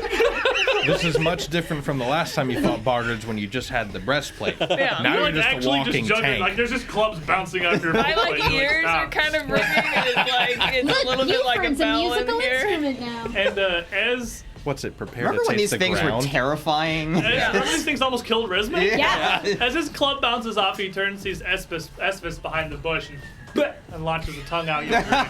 Not this again. Remember the memories. For a 19. And Estes this time just kind of just No. The one on the back line here, as he moves forward, pulls out a javelin in hand, readying to throw it. Brr. I'm going to stand up, dust the soot and ash off of my body, and look over at the Chiruka and say, if fire doesn't work, what about Sarenrae's holy light? And channel searing light blasting off at the Chiruka. That's another 2, so I'm going to give you a session reroll, Thank you, sir. and we're going to not roll that dice again. We're going to go with the purple Jail. dice. Yeah, jail. Purple dice. Carry me to Does victory. the jail help? Do you feel? It doubled the number. So 4. All right. It's helping. So that's a 16. The 16 is you shoot this blast at him past this fray that's directly between you here with your front line brawling these boggards. Searing light has no real chance of hitting this small Chiruka's friend. We're in similar situations. There's a lot of big people in front of us. We're both small and in the back. It's hard to see each other right now. That's why he's using big area magic. And you got one left, I think? No, stand up to Oh, it. standing up, right, my bad. Esvis. I'm going to see that now that they're all lining up, even through the underbrush, I'm going to step back a bit just so I can make sure I can still see without giving him cover. Fair enough. And still, he's concealed because of the. He's in it, so He's you in it, literally yeah. pinned him in the cover. So Okay, so once again, so there's one I'll hunter's aim, knock a single arrow again, and just focus and launch. That is going to be a 27. 27 will hit. Okay.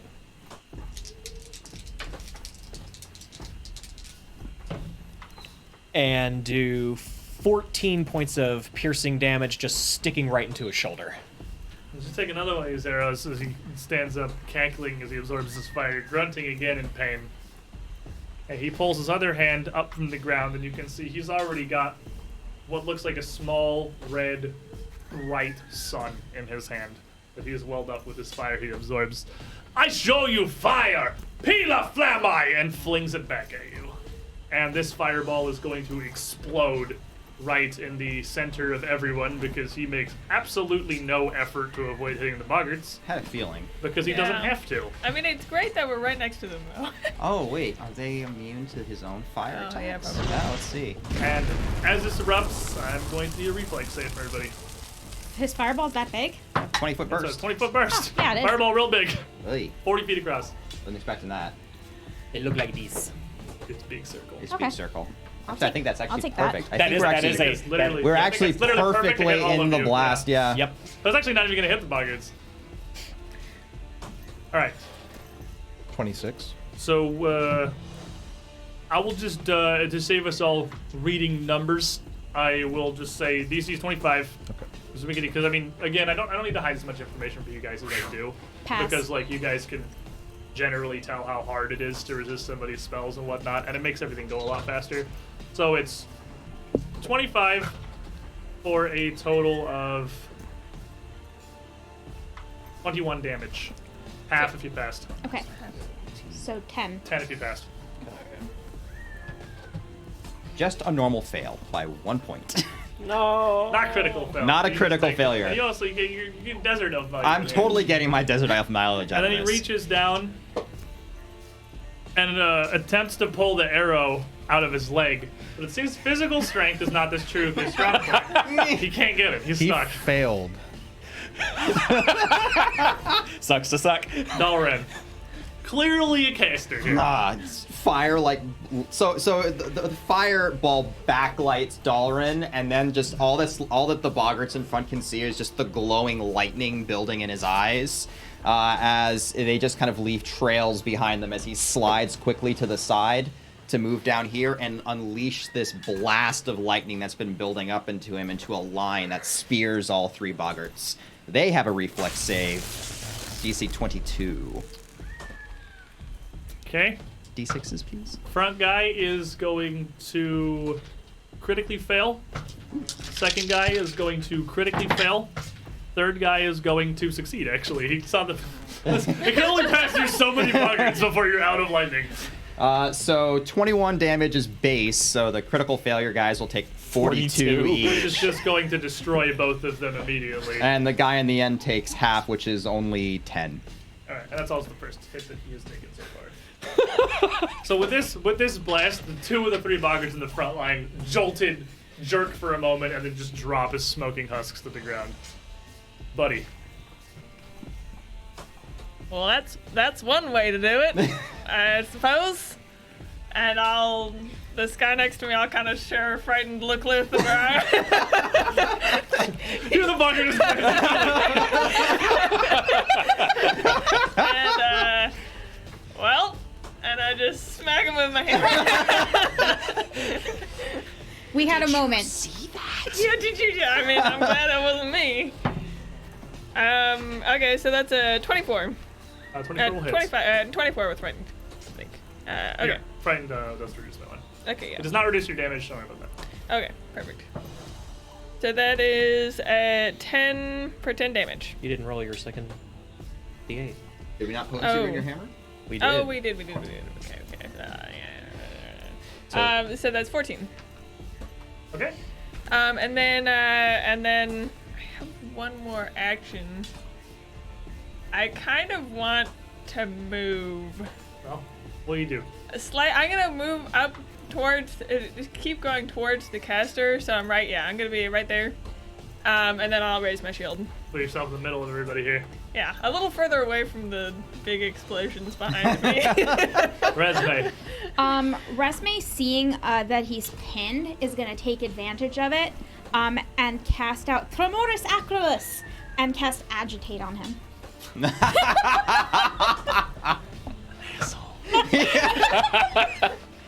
Well, Resme is such he's a gonna bully. critically fail. He's agitated.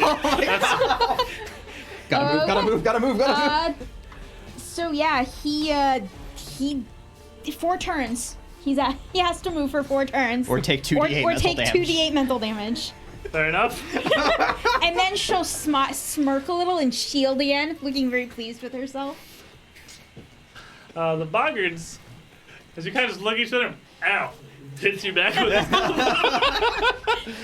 It's like a bonk. Boggart's like, we had a moment, What man. is 16? 16, and I'm just same thing, turtle shelling here. He's really not getting any good grip. These guys he's- wouldn't even be hitting me. He's definitely not hitting you. So he is going to move back a little way, and he is going to launch his tongue out towards Resme, because she is doing weird magical incantations, and he doesn't like it. All your magic is scary. And he's very scared, and his tongue is just gonna kind of... And he takes a second to have to grab it with his hand and pull it back up. That's right. You keep it where it belongs. The other boggart is currently got a javelin in one hand and the club in the other. Just stepped up to him. He's like, he's gonna step back, throw his javelin at you, and then step back up to you. I want to throw this javelin. I would do all the trouble of pulling. I totally feel that Boggart's pain right now. Backs up, tosses it, and then comes back up to you. Like hops back, shoots, hops forward for an 11. And I catch it. It's And more like he then just I- handed it out. He's like, hey, and I'm like, hey. He couldn't get a good throw because he's trying to get distance. He's like, eh. So I just, and drop it, and I'm like, okay. Brr.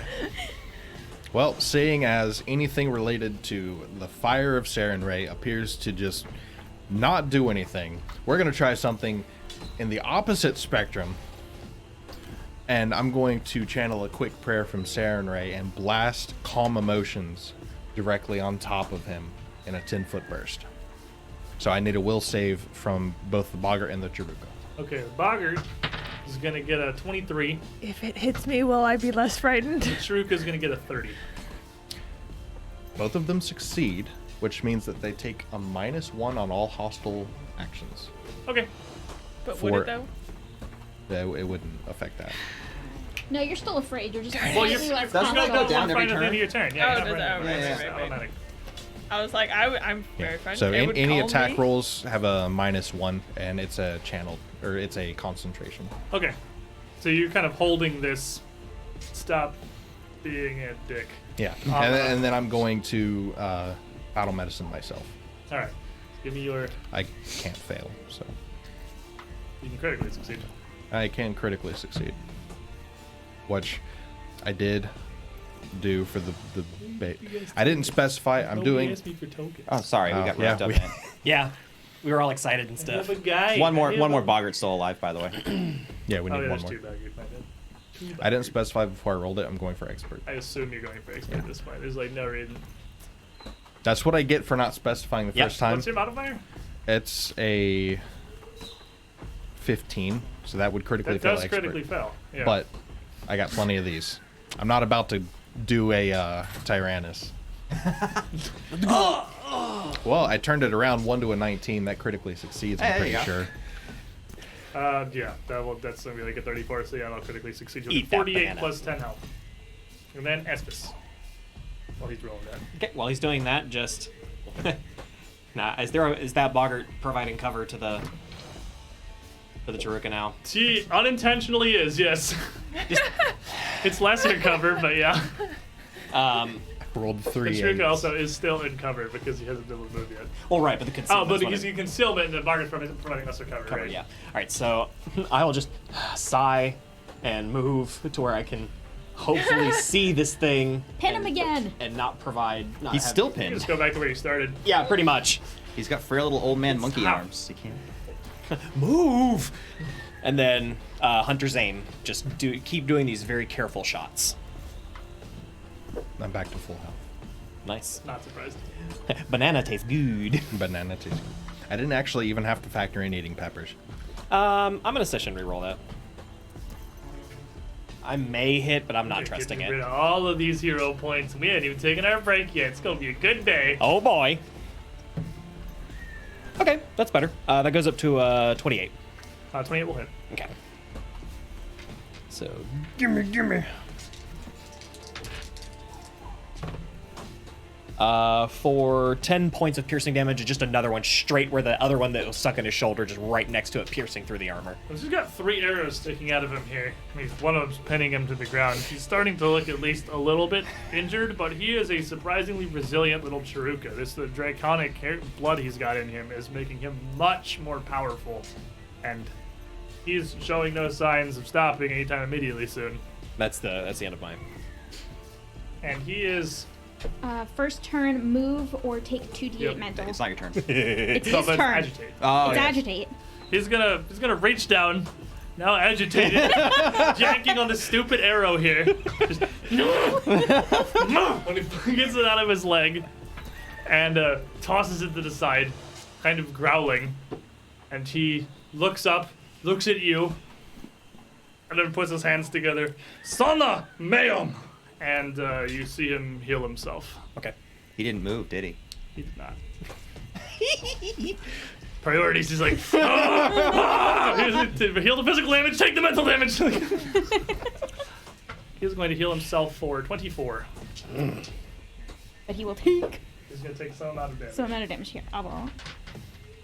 Actually, it was exactly what he just took over last round, because I just went from 22 to 46 and 22 And damage he'll on him. take Take 13. Monkey having a bad day. Little nosebleed. Yeah, you can see him almost like kind of twitching as he finishes a spell, and those physical wounds close. Is obviously very having a difficult time here. Dalren. So Dalrin is going to slide around the outside of this tree here to move to flanking. So I can. Is that bush difficult terrain?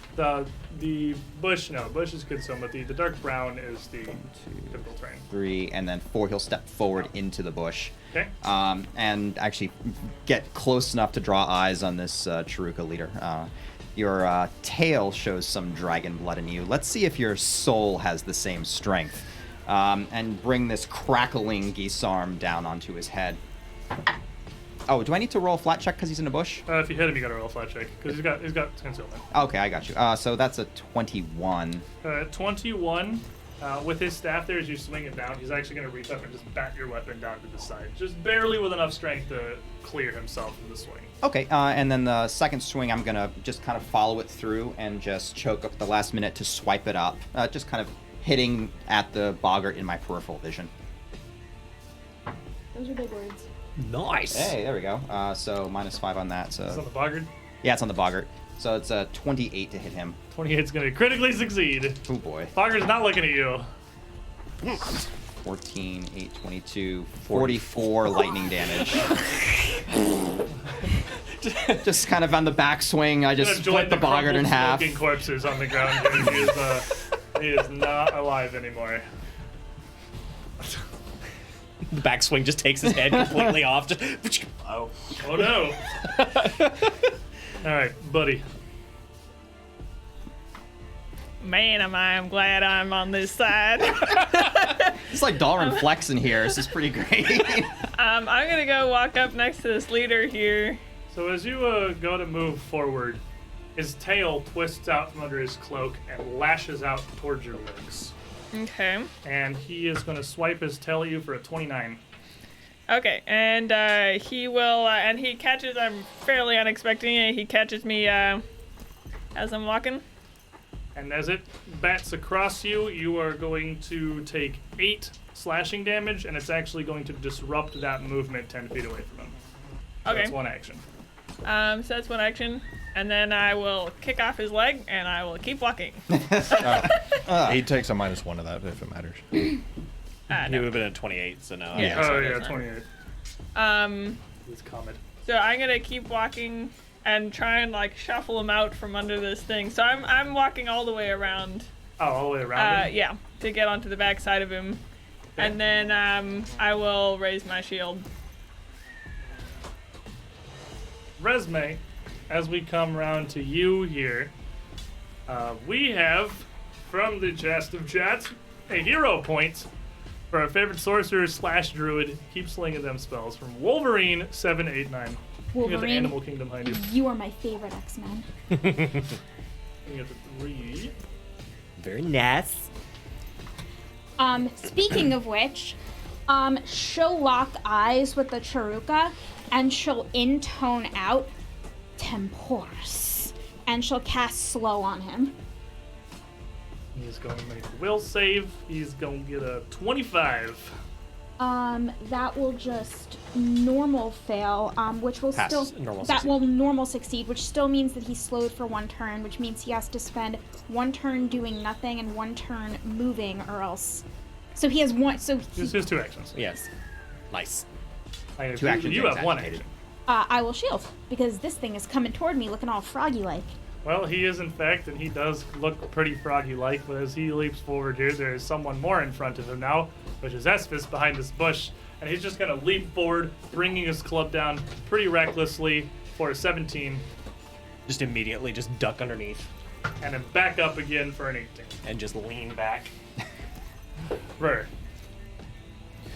Well, calm emotions didn't really seem like it had much of an effect on a very grumpy. He's very mad. Yeah, he's Also, mad. the boggart's head's on is now very dead. Very dead. So I'm gonna let that drop. Not gonna focus on channeling that anymore.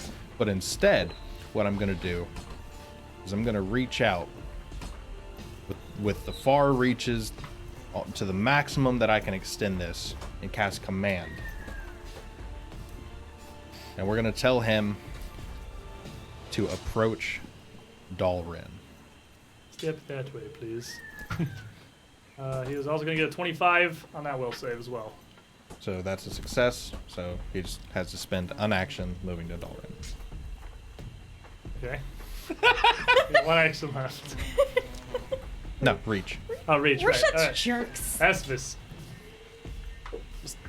I think they have that under control. And I'll have Esphus hunt prey to change prey to the boggart in front. Okay. Interact and draw the rapier. Okay. I need to drop my bow, I'm assuming, so I could just kind That's of... free. You can keep your bow in one hand, because the rapier's only a one-handed weapon, you just can't fire it with one hand. That's Like, fine. You can hold it with one hand. Yeah. Okay. Then I'll just hold the longbow and have the scimitar out, and I will rapier. or the rapier. Sorry, thank you. The rapier and pokey poke for a 26. 26 will hit. Okay. 4. 10 points of piercing damage, just straight in and out of the stomach. Alright, just poke this through him. He stumbles a bit. He's still hanging on. Can I take a second attack? Or wait, so because I didn't move, I just Hunt, I changed draw, prey. Hunt, draw, hunt, attack. Hunt, draw, attack. Okay, Drawing that's right. was Yep. the other action, Yep. yeah. Okay. Thank you. So, this Taruka dragon thing now, clearly very upset, is going to go, it flies into a frenzy, like you've seen many of the Taruka do before. Hooting and shrieking and pounding his chest, drops the staff on the ground, and leaps over in front of Dalren.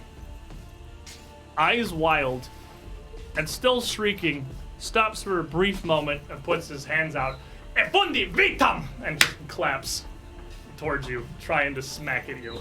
Oh, he's actually trying to hit me. He's not casting something? As he casts it, it wells up in his hands, and he tries to literally okay. whack you with it. Box your ears with whatever Does this he have is. enough actions? Super mega cocked. Yes, he has 3 actions. I cast slow on him. Slow So it brings move. him from 4 to 3. Yeah, he did Yeah, crazy. he did. as well. Oh, Oh, the the haste thing. I completely Yeah. forgot about that. And it's going to be a 37 to hit you. Oh, 37. Dalren just doesn't take him seriously because he's small and he's in his dragon rage. So he just totally lets him clap both of his knees with his monkey hands, his short monkey hands. Shatters your Is that a kneecaps. crit? That is totally a crit. And as he does, you are going to feel a massive, overwhelming jolt of negative energy rack up through you.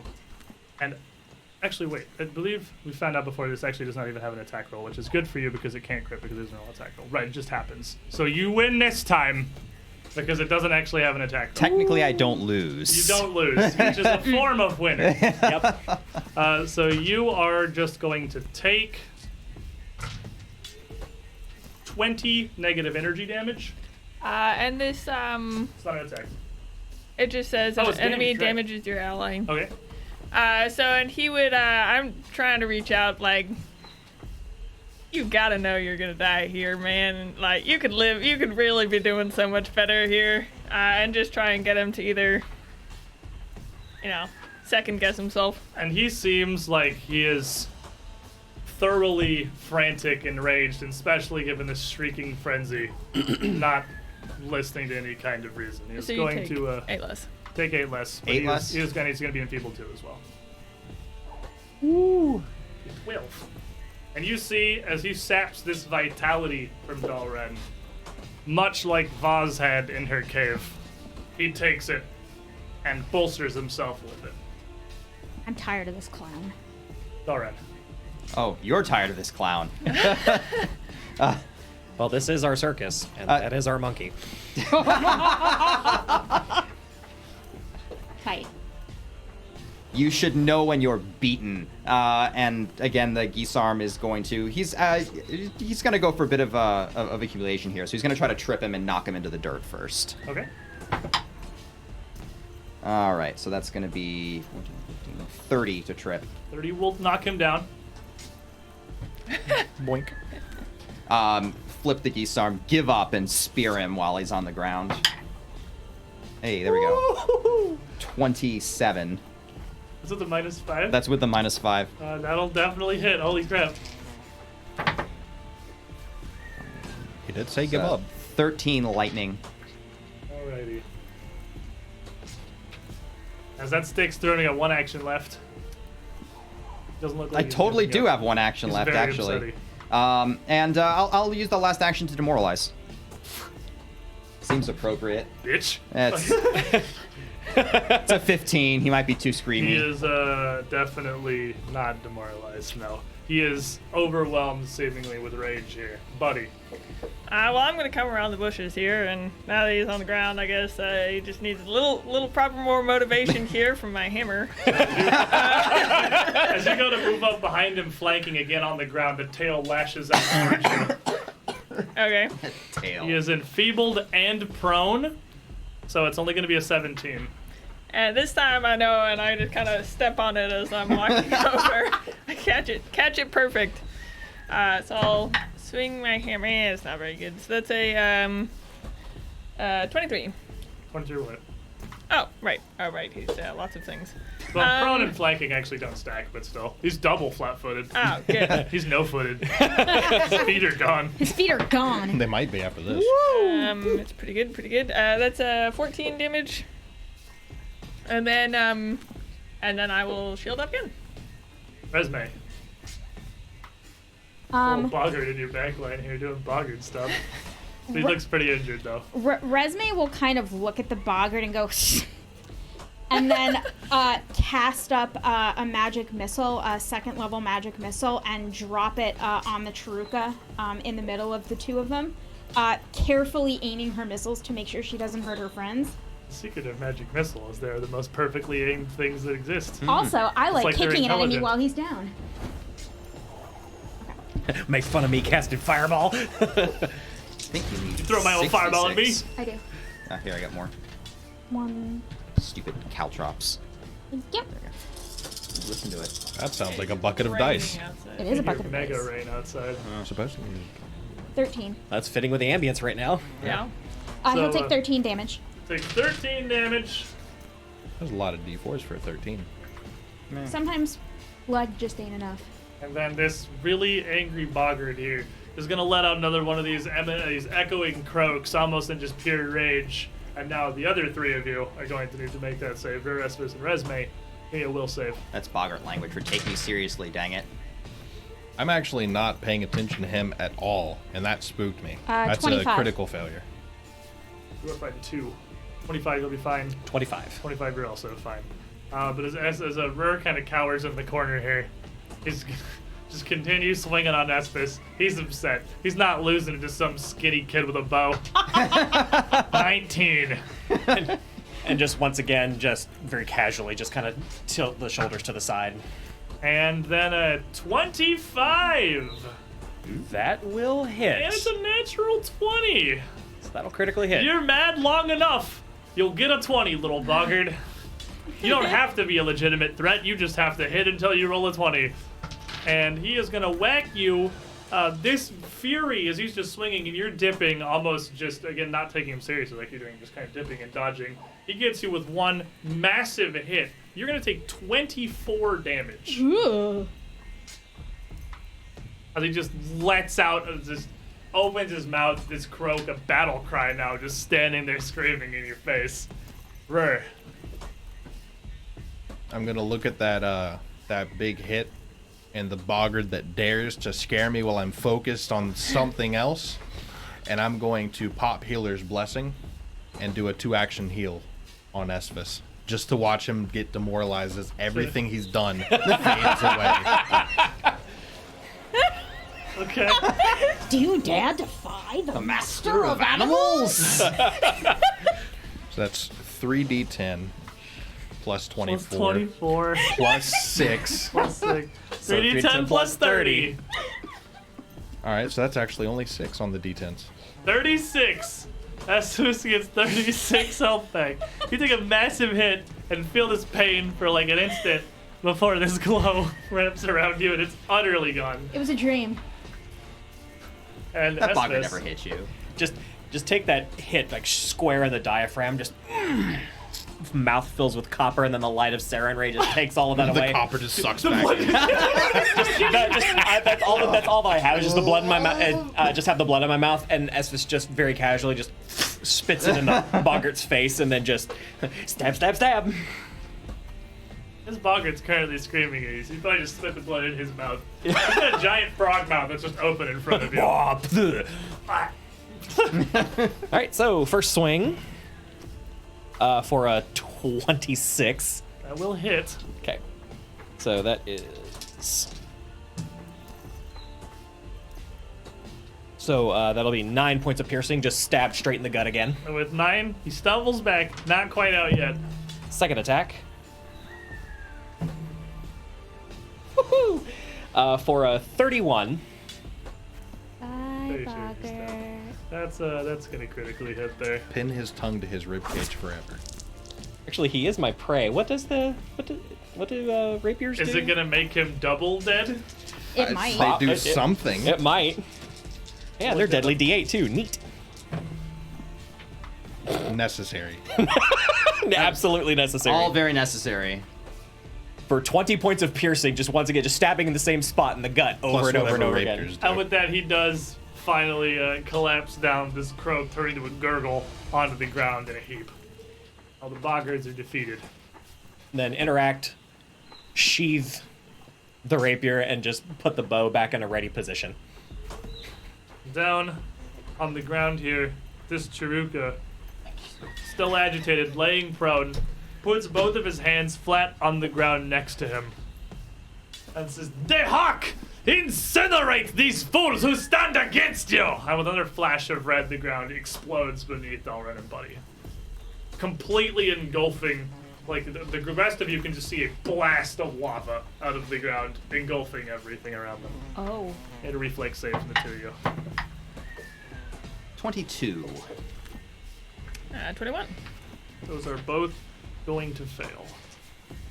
So you are each going to take 4 bludgeoning damage and 11 fire damage and be knocked prone with him. And he can take And he's 2d8 agitated mental 'cause damage. He's not going anywhere. He's definitely agitated. He's incredibly agitated. He can take 4. Damage is damage. Damage is damage. And it's free. Don't run. Everyone's free. It's the prone party. Just roll over on him. Dalren's going to just kind of push himself back up to the feet while the lightning just kind of As you continuously... go to push yourself up, he lashes out with his tail at your arm to knock you back down to the ground again. Okay. Still enfeebled. It's only going to be a 30, Okay, well that will hit normally. and that's going to disrupt your standing up. So you're still going to be prone and just be down in action. All right. It's going to hit you for 9. All right. Well, that's a hit. Kind of push him back into the dirt, and then he's just still going just to get back up again, as if you, Inexorable. as if the likes of you could keep me down, and just again stab the geese arm down. Surrender.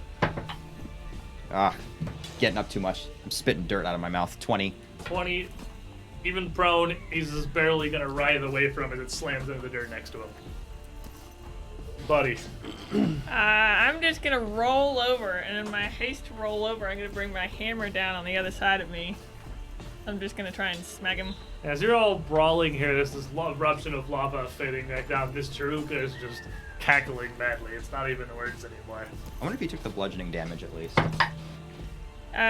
So that is a 16 on the die plus 15 is 31. Prone's gonna be minus 2. So 29. 29's gonna hit. Okay. Okay. And that is 13 damage. And with that, solid wallop. This is a cough for a minute as you're still just cackling madly. Nothing you do matters! Dayhawk has seized this world! He's still wiggling, but he's just losing his mind laughing. I'm gonna try and just roll on top of him and kind of grapple him down. Alright. Okay, so It's a small, tiny, grumpy creature. So that is what? That's minus 5, yeah? Minus 5, yep. Okay, so that's 16 on the die, plus 14, 30 minus 5 is 25. You got him. Okay, so now he is grappled, and Play just rolls over on fall on top of him. He's still just cackling like a yeah. psychopath. You have one action left, actually. I don't think I can raise my shield in between us. You sure can. Aha! Nothing about being prone or grappling prevents you. You can literally just put your shield like on his face. Yeah, there you go. Stop laughing. Resume. Oh, that's awkward, but I think maybe, and she'll whip out an electric arc, and she'll send them, toward him, trying to avoid Buddy and Dalrin, kind of just trying to get it under his shield, and using the shield to conduct the energy downward at him. Can't hit Buddy, can't hit the ground. Gotta hit the monkey. Well, So- the monkey is gonna make A reflex save. a reflex Prone save. and grappled. Prone and grappled. And then feeble. And then Well, he's not feeble. feeble anymore, actually. But he is Yeah. prone and grappled. Maybe a 26. Crap. Yeah, he's- He'll pass, but he'll take half, so. As you're grabbing onto him, Buddy, his almost death throws here. He has a pretty Nice. impressive strength that rivals your own. 4, 8, 9, 10, 11, 12, 13, 14 divided by 2 is 7. All right, as this arc of electricity courses through him, his buddy's on top of him, still just laughing, and stops completely. You feel a little burst of warmth underneath you, buddy. Probably roll off of him. I hate the smell of cooked monkey. Ouch. They certainly do love their fire, don't they? Yeah, you know, they seem to be, I mean, the other guys weren't that bad, but this guy seemed pretty weird, I would say. I'm so frustrated. Not one of my fireballs has gotten to do anything yet. And it seems if the pattern is to continue, none of them will, as long as they have support from people like him. I'm gonna run over to the two of you and just slap a couple battle medicines down real quick in case there's another one nearby. Something that they've done, though, is they've revealed their hand. Now we know this is a tool in their arsenal. That one passes. And True. one that is being sorely missed. That one passes. With any luck, perhaps they'll go after Lord Thaddius Stoutmoore and Let's save not- us some trouble. Let's not wish ill on others. I'm sure he can handle himself. I'm sure. So you get 15. Those volcano things are kind of creepy. So, having moved back around here and And you intercepted get 16. this Cinder Claw Patrol and defeated them. Remember what Renali was doing today? Renali was, I think, just coming with us. Yeah. So we're just coming along to make camp, basically, because you guys Yeah. are just heading a little further up one more day's journey. I'm 5 To this down, but I'm not hillside here. like. I thought we were super going one hurt. more hex north of that. It's this one. It It's is this that one? cliffside. It's this cliffside right here. It's Oh, okay, nice. okay. Northern half of it, but it's still there.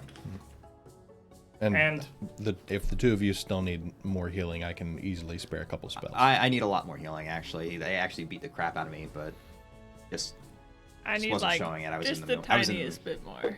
But I don't. I mean, it's at that point like. All right, well, I'm going to blast you with a 2-action heal. Ooh, thank you. I need to bring out some of the bigger heals. 37. 37? Okay. How come you don't love me like that? Got you for 36. Yeah, you rolled a 1, 2, and 3. There was an 8 on that die. Yeah, but Why do you close your eyes when you heal him? And with that, I'm almost back up to full. with that, as you all take a bit to recover from this battle here, the Cinder Claws here in their home turf in the Mlongi jungle seemingly to be a much more severe problem than the ones that had come through, that passed through the portal and showed up in Isker, in Citadel Altarian. These are almost something wholly different down here. Or unholy different. More unholy different, probably more appropriate. That wasn't even a whole Sharuka. That was, well, something slightly different entirely. We can investigate that in a moment. I think it's about time we take our midstream break here. So we're going to stand up, stretch our legs, use the bathroom, etc. We'll be back in a couple of minutes, guys. Stay tuned, refill your drinks, get some snacks. When we come back, we have, well, hopefully there's not a whole lot more where that came from, but that was just a patrol. Alrighty, welcome back, everybody. Sorry about that little bit of a delay there. We are back in action. As we left off, you had just defeated a group of Cinderclaws you came upon in the jungle. A few boggards led by something new. What appeared to be almost a half-dragon, half-Chiruka priest of Dehak who had some considerably powerful magic, all things considered. Taking him down was no small feat, but with him defeated now, He had small feet. you have an opportunity to investigate this strange creature, whatever it is, or the things that he has, with him not, trying to murder you the entire time. And we can take his thing and put it in the sack with the Yeah, rest of them. more symbols for the sack. Now, his symbol does seem to be a bit different, whereas all the rest of the Cinderclaw insignias that you've gotten so far were these little, almost metal pins, basically, of this smoking claw emblem. His is the same icon, but it's made of gold. Okay. The pin itself seems to be complete, solid gold.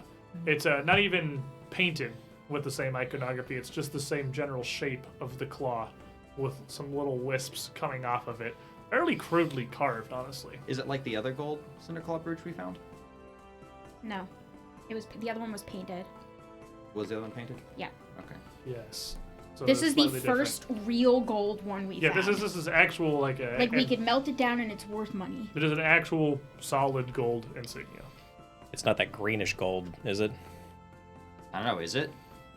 I don't know, is it? Perception check, guy who has it. Just lick it. Oh, yeah. Yeah. Perception. Can I use crafting for it, or should I use perception? Crafting would require you to actually sit down and pull out all of your stuff. Fair enough. That's just a 15 perception. Out of 15, no, this looks like it's more standard gold. This doesn't look to be the same as the ingot that you got. Okay. That ingot, although it was kind of difficult to see, it had a fairly evident green sheen, and once you knew what you were looking for, it was relatively obvious. Okay. So, and I'm assuming the 4 boggarts that were with him had brooches as well. They would have the more standard brooches, yes. Add to the collection. We need more brooches. So adding that into your neat little sack there, you guys would not have a whole lot further to be going on today before you were camping for the night. And that would proceed largely without incident. You would get through, you would find a place to settle down by the river, knowing that you're generally about 1 day's travel, probably 1 day's travel out from getting up to this cliffside where the angel had told you where the temple was.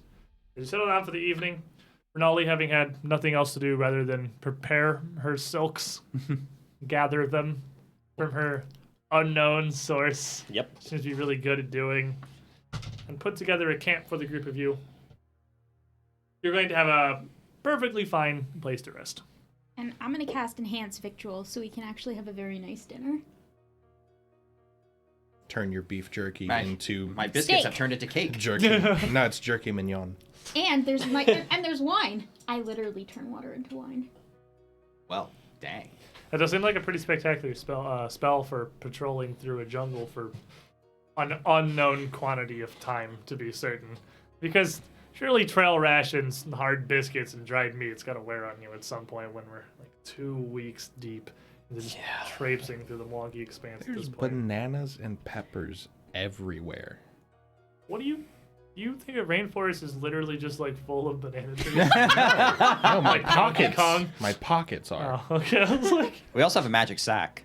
That's you do true. have Magic Sack. Magic Sack has a whole bunch bunch of dried fruits and other, at least slightly different, ekajai preparation. It is a lot of nuts and dried fruit. Actually, no meat whatsoever would be included in their meals there. But They probably wouldn't have the salt to preserve it. Oh, we got to teach him the glories of pemmican. We could get it working. Well, I've been kind of having a problem, guys. Because when I was back in, I was never in school or nothing, and I never went no churches or nothing. I just kind of follow Iomade because that's what my wife did, and she's, she knows this kind of stuff. And it works well with my attitude. But, back in Breach Hill, when we were fighting something, when me and Estes were out fighting something, normally they were bandits who knew they were doing wrong, and I'd be like, don't do things that are wrong, and they'd be like, oh right, I'm doing them wrong, and they'd be like, okay, I guess we'll stop now. And out here, these guys are like, but we're doing the right thing. So I don't know. Well, have you ever seen a crazy person? It's not so much they say we're doing the right thing, they just kind of start screaming incoherently. But they have such belief, man. I've been trying to really like figure out what would make them tick and what would make them change their belief. But they are so convinced in what they are doing is what will further them as a population, what will further them and their families, that it's almost impossible to get them to think of anything else. They would like to set the world on fire. I am hesitant to agree with them and give in. I'm not saying I agree with them. I'm trying to get them to see any other way, but it's not the same as the bandits out in Breach Hill. You know, if you're a bandit, you're probably not on the right way of life, and if I show you a glimpse of something better, you're more likely to see it. But if I show them a glimpse of what's better, it'll be the world burning. They do have to seem to have quite a skewed view, I suppose, from your point of view. The way I look at it, this simply just seems to be a struggle for territory, and they simply want they want to invade Breach Hill. They want to tear down the Ekujai, and so we have common purpose to go fight against them and do our best to neuter their efforts. I'm not sure how that squares with Iomade. Certainly, Iomade is fairly militaristic, as I recall, so wars and defense and preemptive strikes shouldn't be anything of a stranger to the religion, I would think. That's true. I guess we'll just go around killing them all. I just find it odd. I think that what Buddy is trying to say is that, and this is in cases where you and I have run into bandits and things like that before, or sometimes not just desperate people, Or but even that woman in the forest, she knew she wasn't doing right. She had other aspirations in life, but unfortunately, it is disheartening when you have someone who believes in redemption, and you have someone else who believes that there is still good even in evil people. There is no good in the Chiruka, or in the Boggarts, or in the Cinderclaws. there's gotta be some good in them. I mean, Unfortunately, Buddy, in this case, so the whole race is just bad? it's Not the race itself. I mean, that's all we've seen of them. but it's these followers. This Buddy. area, this distinct region. It doesn't even have anything to do with the location. It has to do with the these. cult. It's the cult. It's Well, what certainly not all of these Boggarts, they call these frogmen, have ill intentions or evil in their hearts, as I know there are some tribes not far actually out in the Veruden Forest in northwestern Taldor that have trade. They send their carts with their wares and have their gold as anybody else's, and they exchange with human settlements. So That seems perfectly reasonable. Sir Buford does seem to have some sort of valid point, though I'm unsure what we do about it exactly. Well, when dealing with cults, unfortunately, slavish devotion to a set of ideals is sort of part and parcel, I'm afraid. They did Yeah, I quite guess that's literally true. invade your hometown. Well, I know, but I mean, lots of people invaded other places, and that doesn't mean they're all evil. I mean, look at Cheliax. They've got... It's largely the vast majority of written history, to be sure. Well, and if it makes you feel better, Buford, certainly during the invasion of Breach Hill, we were able to make away with some captives that are currently serving time in the prison, and perhaps they will come to see the error of their ways as the wheels of justice turns. Unfortunately, there is no Breach Hill prison in the Mwangi Expanse. It's Hold a on. different set of This is laws true. here. I apologize for the interruption, of course, now to forgive my trespass of proper protocols here, but you have live these cultists. You've captured some of them? Yes, Two of and in fact, not even captured, they surrendered. As, you know, many combatants do when faced with overwhelming odds, they prefer to keep their Very lives. few combatants, as I've come to realize. Indeed. Unfortunately, they seem to be a bit more devoted over here. They fight to the death far more often on their own home turf. It's interesting. What I'd seen so far of these Chiruka, as it were, admittedly very little here in the jungle so far around explorations, they didn't really seem to possess the same kind of intelligence that they have this. Obviously, they seem to speak Mwangi. They can communicate on some level, but they don't really seem to understand. A sense of self-preservation. Not even so much as that, so much as, well, anything outside of a hierarchy. They seem to be driven more by instinct than thought that I've seen, but Well, I mean, Whoa. I can't entirely agree with that. They certainly possess rudimentary technology and crafting. And certainly they have enough wherewithal to not only be a part of a society, but to achieve fairly high rank in it. Whatever is instinct, they just burn and kill. They do not do any other things. The Ekujai, they are not friendly with outsiders, usually. They tolerate some that they see as helpful or respectful, or whatever meets their, Of course. But these Cinder Claws, they only burn and kill and loot. And in the case of two perhaps exceptional individuals, surrender when confronted with superior forces. This actually reminds me of a lesson that my mother and father had to teach me when I was first learning to become a druid. I had a problem killing rabid animals. It was something that is our responsibility. If a beast becomes sickened and is going to do harm to everything around them and do harm to other animals, we need to put them down. And I don't think it's a wise comparison. no, I think it is. No, these are not rabid beasts. They are capable of intelligent thought and capable of moral decision-making. That is not true. Well, Once buddy. a beast has become so ingrained in an idea, in a thing, once they have given up their will to someone or something else, And they are while nothing you're- more. While you're talking with Dalren about your rabid thing, for other side of this conversation, Esphus and Buddy, what do you... Buddy, it's disheartening. I can see that you're disappointed. And you have seen just as much death as I have. A lot of it needless. But know this, you've never given up on your faith. You've never given up on Bonnie. You've never given up on your kids or your friends or even those that gave you trespass. Keep giving. Keep giving them this chance. If you can give them even a small one, if they take it, then good. If they don't, you gave them a choice. I guess I'm just really looking for anybody. If we come across someone that starts laying down their weapons or something, I wouldn't dare to attack them. okay, just making sure because I'm looking for the day. I'm looking for the day when someone. I was absolutely standing with you when it came to the two that we. I know. It's been a while. When It's much harder to show that same peaceful side around here. Certainly seems that way. you know our hard line. Yeah, that's true. I just like these guys back here.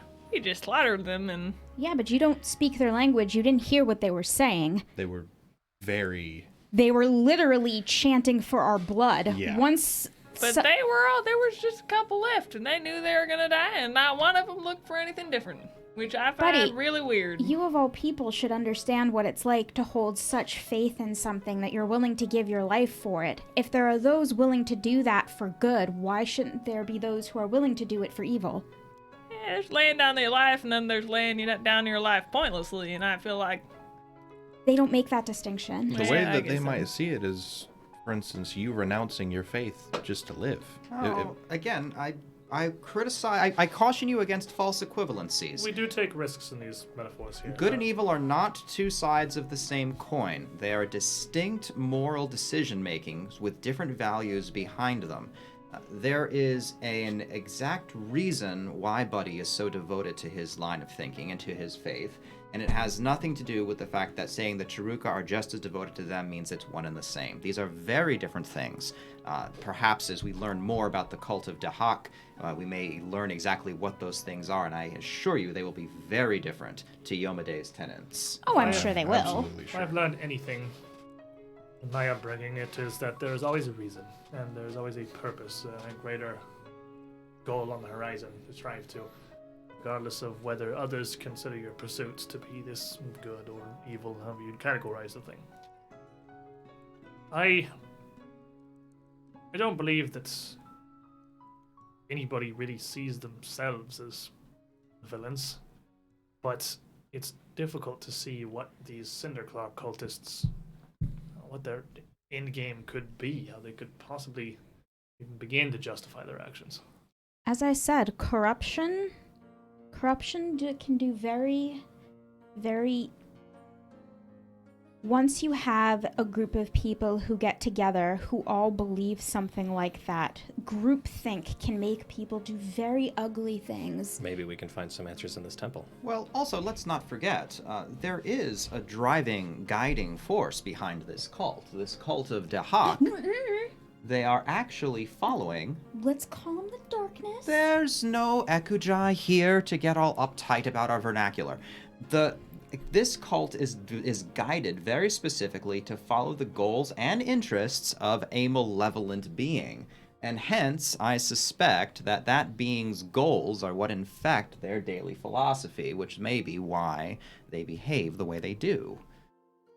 It's not. I caution you against simply writing them off as corrupted or insane or devoted. I don't think they are insane. I think there probably is something behind what they do, but I also think that once you give yourself up to something, whether it be good or evil, and you stop thinking about it or questioning it, then there really is no difference. At that point, you're just a tool. But for the sake of Buddy, for the sake of my best friend, if someone lays down their arms, will we give them the honorable chance to surrender? Of course. Of course.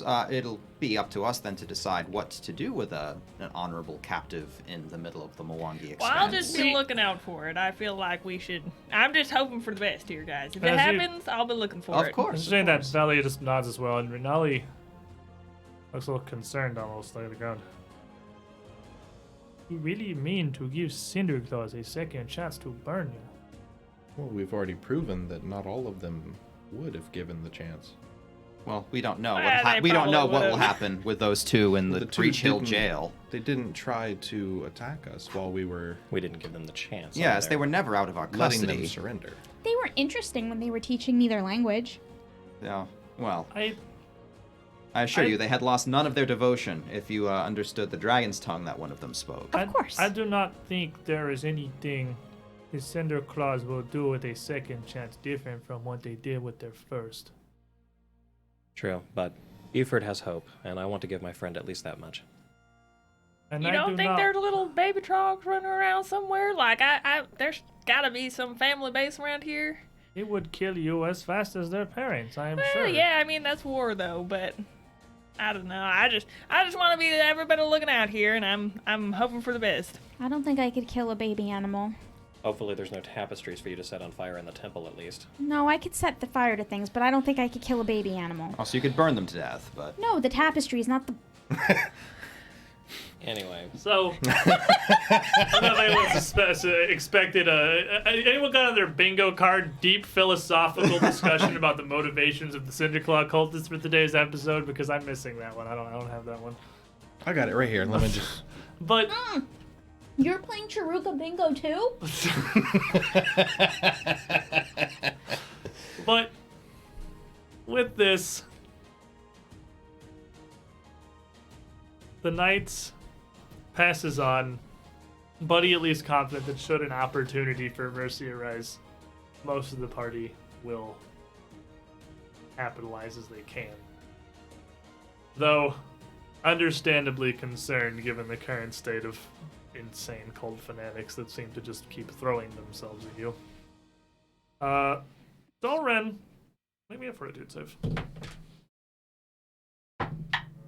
Woo! That's a 2 on the die for a 14. With a 14, later on in the evening, sometime after you'd all eaten and started preparing yourselves to sleep for the evening, you feel a bit off. At first, you wonder if perhaps some side effect of the spell Resme had cast on this food here, just the magic possibly does not sit well with you as your stomach just protests a little bit. But it grows from a sour tummy to some pretty impressive pain, to the point where you're actually going to take 2 poison damage, and you are sickened.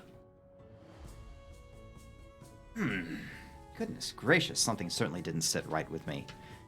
I guess I know what spell I'm preparing tomorrow morning. Give me a moment. Lightning kind of crackles up, sucks down in, and just burns the sickness out of him. Oh, Well, that as helps it, the symptoms. as it normally would, But with your rage and your focus here, you don't even seem able to shrug this off. Even through your rage, you can still feel this biting pain in your stomach. Oh, interesting. Huh. Well, perhaps, Rur, if you wouldn't mind, let me talk this over with you. I may have ingested something, not exactly pleasant. I'm immediately going to take a look at the gold, just from past history. Make me a perception check. All right, that is 23. The 23, on a piece this small, it's much harder to discern. But this is definitely from the same source as the gold ingot you'd found, and it's laced with arsenic as well.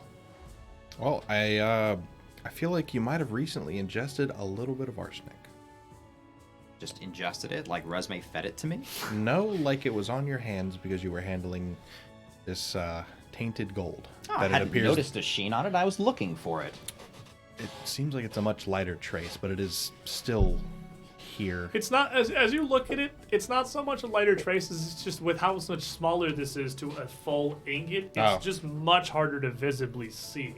It would take alchemical testing to confirm it, but you're fairly positive it's the same as what you'd found back at the Unfinished Way totem.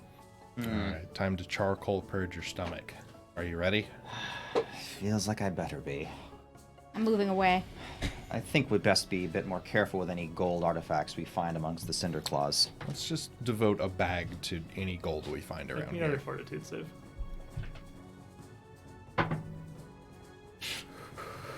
Woo! 14.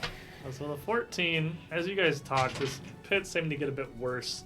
You're going to take 6 more poison damage, and you're sickened 2. Oh, about that charcoal. Can I do anything for this, or does it take the full, 10 minutes? I believe treating poison is not a full 10-minute because it would be utterly pointless if it was, but we'll look it up later. So give me a medicine check. 19. With a 19... I guess it's against the DC of the poison. Yeah. You figure, honestly, with something like arsenic, really, truly, just getting it out of his system as soon as possible. Memes aside, the actual charcoal purge is probably not the best way to handle this. So, you go ahead and make another fortitude save with a +2 bonus from his assistance. I actually get +4. Oh, plus you have a thing for that? Okay, Yeah. +4 then. Great. +4, that goes to a 29. And with a 29, that's going to critically succeed.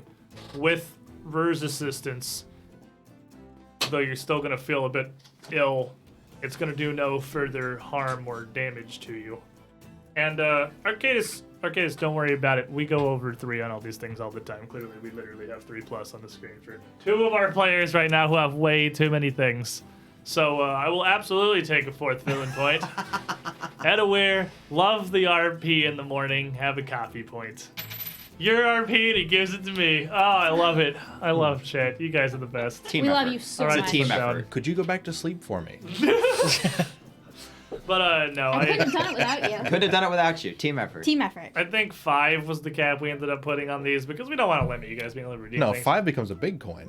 5's a big. What did we say? 7? Where did we put it before? We didn't have a cap. We didn't have a cap There you earlier. go, Cap. We only had to invent That's what it the big because coin was for. Yeah, we had to invent one because Brent literally would not spend hero points. So I'm pretty sure it's 7 or 8. I can't remember. So It's at least 10. I really wanted to spend some of that last fight, but I'm feeling the spellcaster problem. I don't roll any dice. You guys just all made saves against that guy. He should start punching us. I was waiting to use one on a will save, but I kept rolling okay. On He him. should have used him on trying to yank that arrow out of his leg. He might have gotten Possibly, free but it sooner. was too funny for him to fail. That. It's a That's my DC problem 10. with he rolled in that one. I So know. like it's too funny sometimes when he fails. But anyway, thank you. Sometimes you just gotta leave a 1 on the table. Wow. Okay. Well, we inspired Chow. We made a mistake here, clearly. Because along with that, if 3 dots the 3 isn't the cap, why not have another one? Good point, Sam Fox 10. Good point. Wait, was that 5? That's 5. You get a big coin. Oh, get a big coin. Although you get all the dark coins yourself, so you don't really have to. But I want a big coin. You should take that big coin and wear it like a medallion and never spend it. I get the big ol', I get the Fumbus 5-piece. I get the gold campaign coin here. And, okay, seriously, 5's enough though, please stop. I have enough villain points now. The cap is 7. He said it himself. 5 for a big coin so that I could too have big coin. Okay, well, while we're doing currency exchanges here, why don't you give me those, and I will give you another giant... Monsters Fumbus and Money coin here. Changers.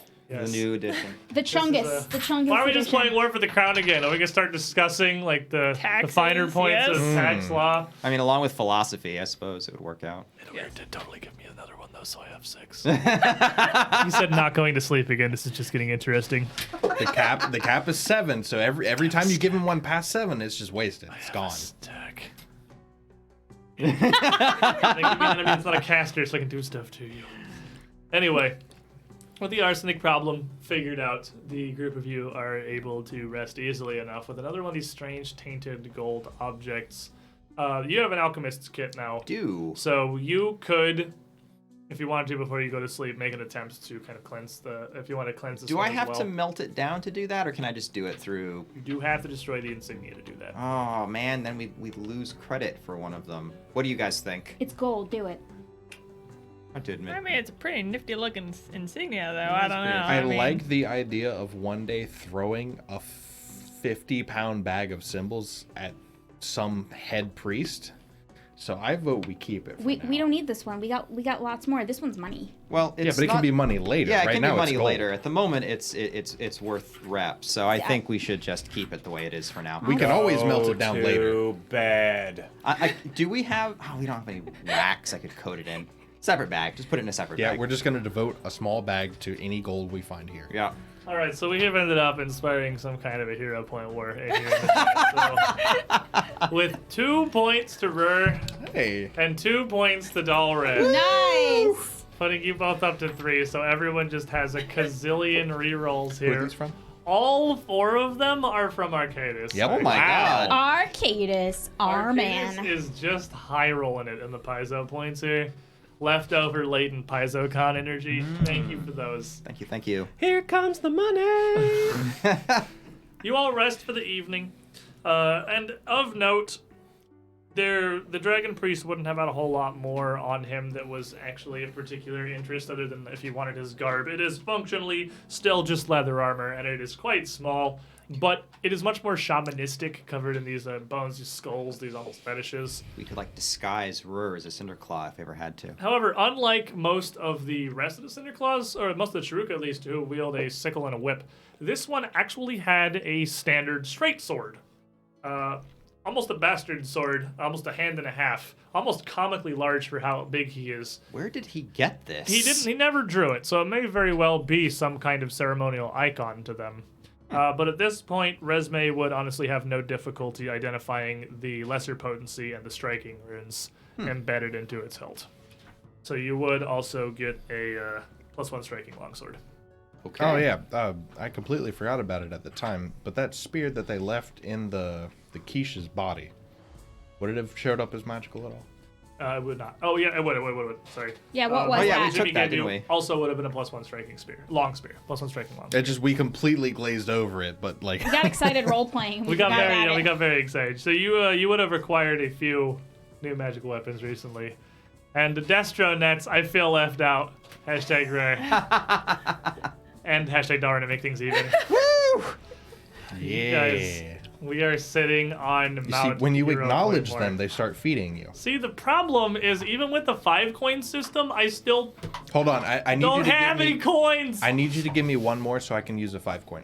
I don't have any more 5 coins. I have the. I have Amazon. Golden I'm just gonna order more Oh, coins. we golden got gems. these We got Fumbus substitutes. these Fumbus coins. They came from All right, PaizoCon. no, hold on. Give me the gold gem. We'll make that 4. Oh my god. The ones I 3D printed. Oh, we could use. We're gonna have to switch to the 3D printed tokens. Ah. We're gonna have to. We're gonna need to get some We're gonna spray have to paint. use those Yep. as fibers, I guess. Here I've got in the 10 near of those future. out in the thing. I can go grab. If we need to go get more, Okay. we'll run out and grab them. But yeah, we got these from PaizoCon. They gave these out at the banquet. It was super neat. So I only have the 2 because it was only me and Bryn that were there. Anyway, We The wake system up. might be slightly flawed. Do we need to roll to wake up? wait, he actually No, did give Esmus, one more. Holy crap. always takes last watch. He will wake you up. Arcadis gave another one. He said Resmake it 5. Okay, Resme I gets appreciate that. a golden gem for her. That was my last 5. coin. That was like, it's completely empty now. There's nothing in my I only mimic. have 4. I don't know what you're talking about. Nothing in my mimic. The mimic has been emptied of money. Oh, Kados we'll get is that sad later. and hungry, and we need to dump all of our hero points in the next encounter. Okay. It could happen. Before anyone else gives us any more hero points, Quick! you all rest. Quick, sleep before we get more hero points. Wait, we don't have to roll Huh. those. You all what? A random encounter. Oh yeah, give me a flash hit. Brent's turn. Roll a 1. Mine? Roll a 1. Yeah. Can you heal me before we go to sleep then? Yeah, I could blow another 12. spell on you. Thank you. You would sleep safely through the night. Fortunately, having nothing more come upon you as you rest. 37. Perfect. And the next morning, you would be awakening, ready to take this last leg of the journey here, up to this cliffside, to find this temple that the angel had pointed out for you. Now, Renali, with her ability to gotta go fast, could certainly head out a little ahead of you to scout one of these 2 further hexes if you so wished. Or she could prepare a camp while you guys go investigate the temple. Perhaps we should have her scout because we can probably just use the temple's fortification as a camp As if shelter. necessary. Yeah, that's an excellent Scout idea. down the river. Yeah, Unless it's an it's- excellent idea. Unless it's haunted. We've got the continue down the river theory. Haunted. You don't believe in ghosts? Well, I mean, certainly I would be a fool to not believe in ghosts. I've seen them. In recent times, actually. Do you think there are people who don't believe in ghosts in Galarian, where there are literally ghosts that kill people pretty regularly? Well, apparently I was atheists gonna say, 'cause exist in theoretically there's Galarian. atheists. So, I mean, like, where the gods literally walk the earth, so I don't know. Not quite. They so literally. I mean, even Irori doesn't really think Iomade is a real god. So I mean, I don't believe in even the trees. deities don't. Apparently not. Even the deities don't really believe it. As you leave the gently smoldering jungles behind you for another day of adventure, you head onward up to find this temple, whatever it is, to just see what it is that's going on up here. For what it matters, I'm not prepping Show the Way or Wanderer's Guide today because we know where we're Yeah, going. you're going exactly 10 I'm months. bringing heroism. So as you journey forth, having kind of left this sloped, rocky section of land, this little bit of treeless expanse, and meandered off away to the west from you. But it winds its way back around to meet you once more as you journey through the day, ending in a fairly large cliff. It starts out only, well, a moderately sized cliff, about 20 to 30 feet tall. But you can see the land near the river doesn't so much drop away as it gently sinks down, and this cliff rises up to a pretty commanding 70, 80 feet up above. So you're thinking it better probably to get up on top of it before you face a ridiculous climb for no reason. You walk along this ridge for the remainder of the afternoon, finally having a clear day with no rain and no heavy winds blowing through. As you travel along this overgrown ridgeline, this just bare stone facing out towards the river to the south, you come upon a very overgrown temple, much as Ezekiel had said later in the afternoon. The temple, interestingly enough, is actually built into the cliffside itself, with a trio of separate balconies extending out into the air over the edge of it on the southern side. And several triangular openings in the stone walls, maybe once were windows of some sort, have been filled in with thickly packed clay. There's a lot of adornments, carvings around the outside of the temple that keep it all. None of it's really a flat stone face at all. Nearly the whole thing is inscribed with something, but they're all fairly badly damaged. It's difficult to tell what much of it was. There are some figures visible, and spaced throughout it's mostly, they seem almost like androgynous butterfly winged figures. Almost like oversized fairies scribed into the sides of the temple. Well, there The seem thing to be is- fae around. The Or thing, maybe whoever built the temple was just really, really small. This is what fairies look like to them. I guess the perspective is a hell of a drug, so maybe. Regardless, the thing is pretty imposing in its just raw size. It's probably about 50 feet wide set onto the edge of the cliff itself. And though it's been nearly overrun by the jungle vegetation, it still seems to be seated quite firmly on the edge of the cliff itself. Those the clay packed into the windows, that just looked like the jungle kind of washed that in there, or does that look like someone deliberately went and blocked the openings? It looks like a person on top of the cliff here. It's difficult to tell. It looks like it's really been there for so long that it's almost as much a part of the walls as the stone. Okay. And without like a real good inspection, it's not notable at a glance. Rather. Okay. So as you circle around this temple towards the front, you can see that it has a couple just wide awnings, arched entryways pointed out on the right and the left sides, before a grand front entrance set atop a semicircle of flat, low steps, and only rise up a few inches among the earth around it. Standing in front of what must have been a pretty impressive doorway in its time, you see a familiar figure.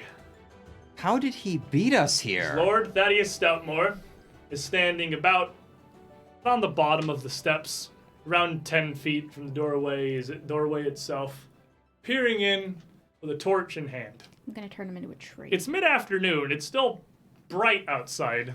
The torch is providing exactly 0 light that the sun isn't giving down already. A good adventure must be prepared. Must be prepared for any situation. All the windows are caved in. And as he turns and sees the group of you, cheerio, admirers! I advise you caution. Perhaps stay back for now. I've set this temple to blow. You've set it to blow? Well, of course, it's a forgery.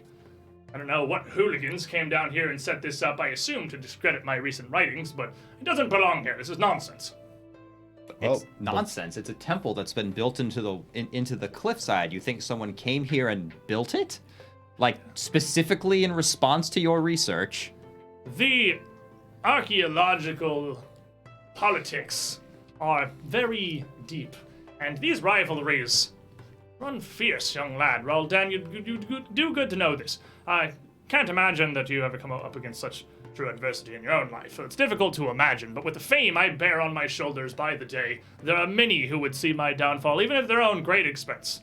Well, Lord Stoutmore, let me be the first to say that I understand you're doing your best to protect your reputation, but that this building is built into a cliff face, and if you are to explode it, you very well could catch us all in a landslide, burying us in the riverbed.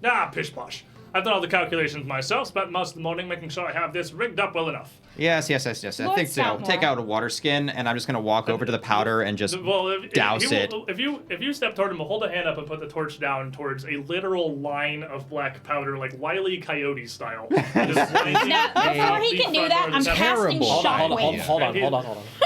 Let the GM talk. He says, no, stay back. It's dangerous. I'll be safe exactly right here, but even a few feet to either side, you may face... I wouldn't want to see any harm come upon you on my behalf. Now, simply take a few steps back. I was just admiring the scenery for a moment. It's quite a well-done work before I, remove this nonsense from the landscape. Shockwave. Stoutmore. If you're going to start casting a spell, he's going to put the torch down. So, you guys are going to need to Roll initiative. roll me some initiative, because he doesn't know what you're doing, but you seem, for some reason, very vested in stopping him from purifying the area. I wonder why. Here's Arcadius's first hero point. Yeah, actually, I'll toss one in as well. This is kind of important. The things we consider important here. Yeah, So not markedly exploding our adventure, please. Well, I doubled my roll. That was important.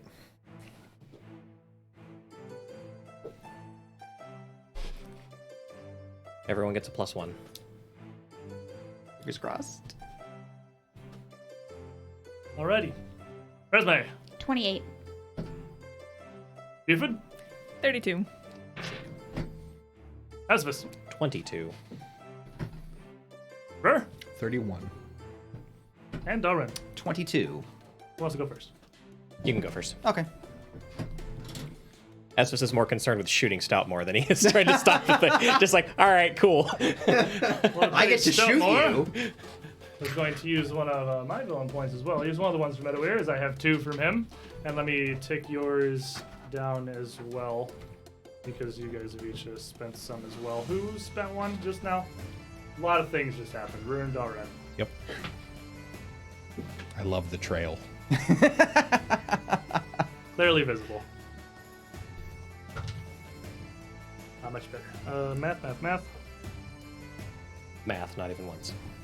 Maybe 33. God damn it.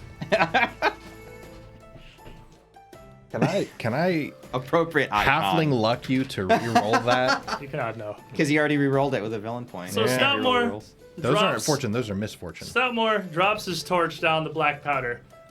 It catches immediately, and you see this flame start to fairly quickly work its way down the line. And he reaches back, and thinks for a second, and reaches down and grabs his whip. He's like, "No, I don't know if you rascals have come on Bilbo's behalf, but I won't have any more of this. Did he send you? Is this all with the shrinking totems? Is this all a farce?" And he seems to be holding the whip at the ready to stop any of you from coming to prevent this from happening. So, buddy. Well, I figure that's how all the history books get written, so I'll just stand here. That seems. I mean, if it's a sabotage, I don't want to get in the way of sabotage. You know, he's just doing right by himself. Right. Oh, wait. Sure. How fast does it look like it's burning? Well, I mean, it's not an instant flash that's at the end, but it's going. This is not debt cord. We're just, Yeah, no, it's going relatively quickly. You ever seen Muppet Treasure Island? Does the Scooby-Doo chase? Yeah. I assume it's not very fast. It looks like it's going to take it a good 30 seconds to reach the back of the temple here. It's burning probably about 10 feet around, just going down. And these are just like bushes, right?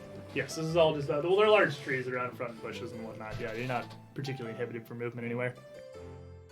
I'm just gonna run up to Stoutmore, because it looks like that's about 25 feet. As you get right about here, he cracks the whip out at you, aiming down, lashing it down around your feet. And this is going to be against your fort DC, as it is a trip attempt. He is going to come in with a 23. Just barely enough, actually.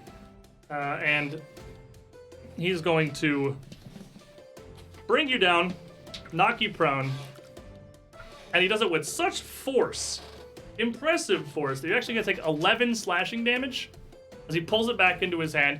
Now, I apologize, chap, but if Bilbo's sent you, I'll have you know that vandal's been up my arse for decades, trying to discredit my work. Stay back. Well, I was trying to do this nicely by talking to you, to your face like a man, I say as I'm standing up, and you whip the only individual here looking to talk to you face to face. And I'm just going to walk past him over to just past the door and So you're just catching up. Well, yeah, that's, I guess, stand at this 3 actions. So you're running up to the fire. yeah, over to where it roughly is. Resume. Resme will drop invis, Alright, so you disappear. and I'm gonna run over as close to where the thing is as I can get, and if I can put it out, I will. Well, that's 3 actions That's to get fine. there. So you and her are both kind of running after this. Dalren. All We'll right. just use, I guess, Mr. Iconic Slayer Man for Oh, there you go. Thaddius, because I don't have any grade for him. Don't you dare insult our man. I'll talk to you later. Recklessness, honestly, and just sprint past him, leap over Rur, catch up to the running, to the running thing, and slash my leg through the line of black powder ahead of it. You got me kicking it aside. The burning just comes to a stop as the black powder's been sprayed around, sputtering a bit at some of the dust, and stopping entirely. His torch still just sitting on the ground burning as he turns around watching the group of you.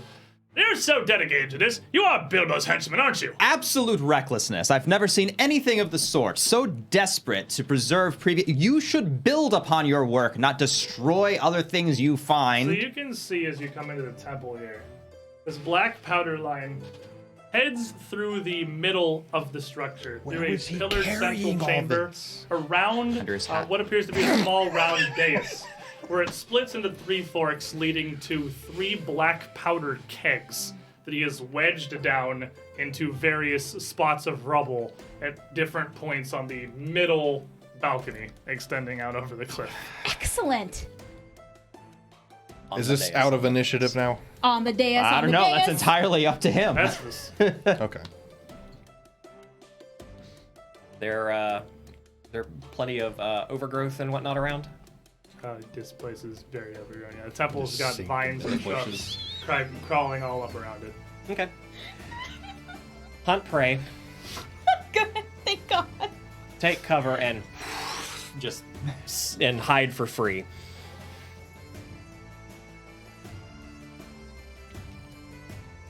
Not up. Just let him just watch me disappear, and just if he tries anything stupid, then I'm gonna do it. But if he's not, I'll hold off.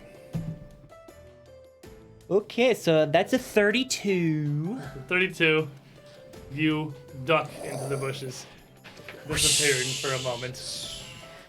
And he turns around, reaches out with his whip, and seeing the group of you, he's like, "I'll not stand for this! I've worked too hard!" And lashes down with his whip toward Resume's feet. He can't He's see invisible. Oh, you're visible, right? So, so he's just gonna move on by then. He's gonna move on into the room, and unless you're going to attempt to stop him, I am. Well, I can't. Can I? Can I shoot him? I mean, you. I mean, if he You- runs through her Hunt and hides two square, act- Oh, hunt 'Cause hides I two have actions. I have 4 stealth. I get to take cover and hide for free. Right, but it's you only need 2 to one. ready in action. Oh, it's 2 ready. Okay, thank you. If he runs through my square, isn't there something I can doesn't do? he like? Well, he'd actually run into Yeah, he would Resume. bump Yeah, into so it's like, okay, you attempting to stop him? Yes. Alright, so as he runs into whatever it is, he stops. "Oh, you hooligans! He's saddled you with scrolls! Nonsense!" And just swings with a hand wildly into the square. Just punching out at whoever the heck is in front of him, blocking him here. And so let me get the 50-50 because you're totally invisible. I wish I was the attack roll. Wasn't the attack roll, unfortunately, but we'll take it. So he's gonna make the 50-50, and that's going to be, I'm gonna cash in big coin. Ooh. Ooh. Fred Oxtew gave me that one some time ago, leaving me with 4 villain points. And he is going to punch you for a 37. That will critical me. It is fortunately just a fist, so it is non-lethal. But he is a fairly stout man with a pretty manly left hook. And he's gonna punch you for 16 bludgeoning damage. And I need you to make me a fortitude save. Ow. Sure. It's gonna be a session reroll. The last of the silver coins returns to me. That's much better. That's a 23. I was with a 23. You are going to be stunned 1 by the force of his blow. And then he is going to attempt to make the check to move through you, which I believe is against your reflex save. Mm-hmm. Yeah, 28. 21's your DC, so Yeah. you can get past. He gets past. He's going to move by, and as he does, whip in one hand, he reaches up with his other and draws his blunderbuss up and just aims it at the powder kegs at the southern end of the temple. "Mind you, is the last warning you'll get. I advise you leave. About to get unsafe." Buddy. So how much do we care about this temple? I guess I will also try and I'll run sprint into the room and try and grapple him. So as he pulls out a gun, Oh, I'm gonna light his ass up. he's just gonna run up. Yes, fire in the room of black powder. That's what we need. Later. So that's a 32 grapple. And so you grab hold of him. And why exactly are we fighting here? I'm confused. Thought you would have been a bit more protective of the temple the angel showed us to. Because you found it, not because it's like his home or anything. Do you want to do anything as your last action here? I guess I'll shield just. Right. I'm going to walk over beside Stoutmore, and I'm going to cast Command By Saren Ray's light, give me that gun and leave. All right. Gonna get a 15. He fails. That's 2 actions he has to perform. Okay. You got 1 action left. No, I moved. Oh, where'd you move? To beside move him. up next. I'm like, give me the gun and leave. Rest me. How far away am I from the powder kegs? A little over 30 feet. How many are there again? Looks like you can see 3 of them because the black powder lines are pretty clearly leading directly to them. But they are tucked up under a lot of the rubble. They're not really like out in plain sight. If it wasn't for the black powder line leading up to them, they'd be pretty hidden. I got it. That's a lot bigger than a line. That's like multiple kegs worth of powder just laid out Yes, across it's the a lot of black powder. A lot of black I don't powder. know where he got all of this powder. He is a very resourceful man. It's either under his hat or, I guess he did have a raft. He might have had the barrels down there. No, he said he made the raft. Even still. All He made right. it with black In that case, I'm going to create water, Okay. and I'm going to try to get as much of the powder wet as I possibly can. So you can, with that spell, definitely dump some on the intersection of these black powder lines so that it's soaked all across the middle where they connect. One action. Then I It's will, not hostiles, they're still invisible. and I'm gonna make my way around over toward the barrels so that if he tries anything, I can be there to intercept him. 25? Yeah. Alright, Dalrymple. Okay, so he's already grabbed. It might be we just need some we need some Calmont treatment here. I'm thinking. Hogtied. I've never hogtied someone as big as him, but he isn't threatening me at the moment, and because he's trying to aim a ranged weapon.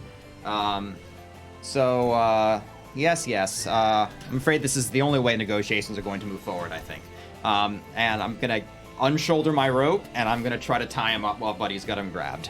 Alright, make me an athletics check. Ever hero points were worth spending. Destronet, thank you. Saving a random temple we know nothing about. Yo, nothing about. High if- value. chances We are, want if to this know guy things. wants to blow it up, It's important. it's important. Hey, there we go. That's a 29.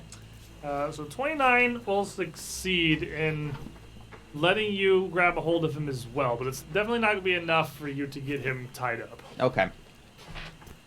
So I'm just wrestling with him. Can I at least make it so that he can't make a shot this turn, or there's no mechanical way to do that? I don't think. With 2 of you grappling him, it would he can't do anything two-handed, which would be pretty tough to load and fire a blunderbuss here. Okay. Because he just pulled it off his back and leveled it. You have Did he not craft, carry right? it- Give me a craft check. Yeah. Did he not carry it loaded? It's a black powder blunderbuss. You can't point. carry that. You literally can't. What's your craft check? That's a 25. That's surely not loaded. Like this is an initial bluff here. It's not physically possible to carry a black powder blunderbuss loaded with the haft up on his shoulder. Okay. Good, This good. is a show of you better stop right now. It's not ready to fire. Okay. Well, he certainly panicked us into action, that's for sure. All right. Had So the I opposite effect he intended. So he moved past me. I think I started my turn there. So You started right there. I just grabbed him. Yeah, That was you just only- my I'll jump action. one action just to grab him. All right. Let's go for a demoralize then. I'm just going to say, like, you are not about to go. Look, there's 2 ways you can do this. You can back off and let us confirm these supposed findings before you annihilate them, or we can bear witness to a very suspicious action on your part. That's a 20. With a 20, seems a little distracted, focused on Rur, not particularly frightened. Fair enough. That's about all I can really think of doing at the moment. Espis? I'm just going to prepare an action. If he does anything hostile, then I'm going to shoot him with hunted shot. Okay. Well, you can only ready one action. It is one oh. action. That's the ignore Oh, cover. hunted shot. I thought Yeah. those things hunted shot. Yeah, not the hunter's aim, but yeah, Okay. the actual hunted shot. So, firstly, Lord Stoutmore is immediately going to attempt to break free from the pair of you, trying to just force you back off of him. You vile ruffians! I'll have no more of this! Thank you, Mucker. And he does have to spend. I'll have no more of this! Much better. Which will end us with a 29 What's that versus? for athletics DCs, actually. No, Athletics break it. DCs. Mine's 24. Mine's also 24. The whole pushed both of you off of him, and then turned to her, hold the gun up. Sorry, sir. Turn and just walk away out of the temple. We'll get to about the doorway before he stops. This vile magic! And turn around and just lash out with the whip randomly towards one of the two of you that is the closest, which is going to be Dalren. He can't. He already Drop. took his action. Break Drop. it. Oh. Drop. But that will provoke from you, Esvis. Okay. All right, so shot 1 is a 28. 28 will hit. That's not going to feel good in his tuchus. And second shot, Shooting for Thaddius Stoutmoore. What were you going to tell Valia? oops. Look, man, he went over the cliff. We tried to save him. And the second shot is a 31. 31's also going to hit. You can only ready those. It's It's 100 100 shot shot. It's action. 2 shots. It's 2 shots for 1 action. You can ready. It's kind of like how you can ready a flurry. Was like flurry of blows, which is a 2-action thing. No. Flurry of Well, Blows it's is also also one one action. action. You can definitely also ready Flurry of You had Blows. fast monk legs. You played a monk! in the last week. It's been a while since I played a monk. It's Last week. Saturday! It's been a while. Look, you already said it was 1,000 years ago. Yeah. He's got a point. Ooh. So Feast and famine. yeah, it is definitely feast and famine on both sets there. So he'll take a total of 24 damage, just 1 arrow in each cheek. Oh my god. The tuchus Butt has been cheeks. penetrated. Stun into him. He jolts back almost as he lashes forth his whip. Without that being knocked askew. And a whip is going to flick towards Dalren for a 32. 32 will just hit. And he'll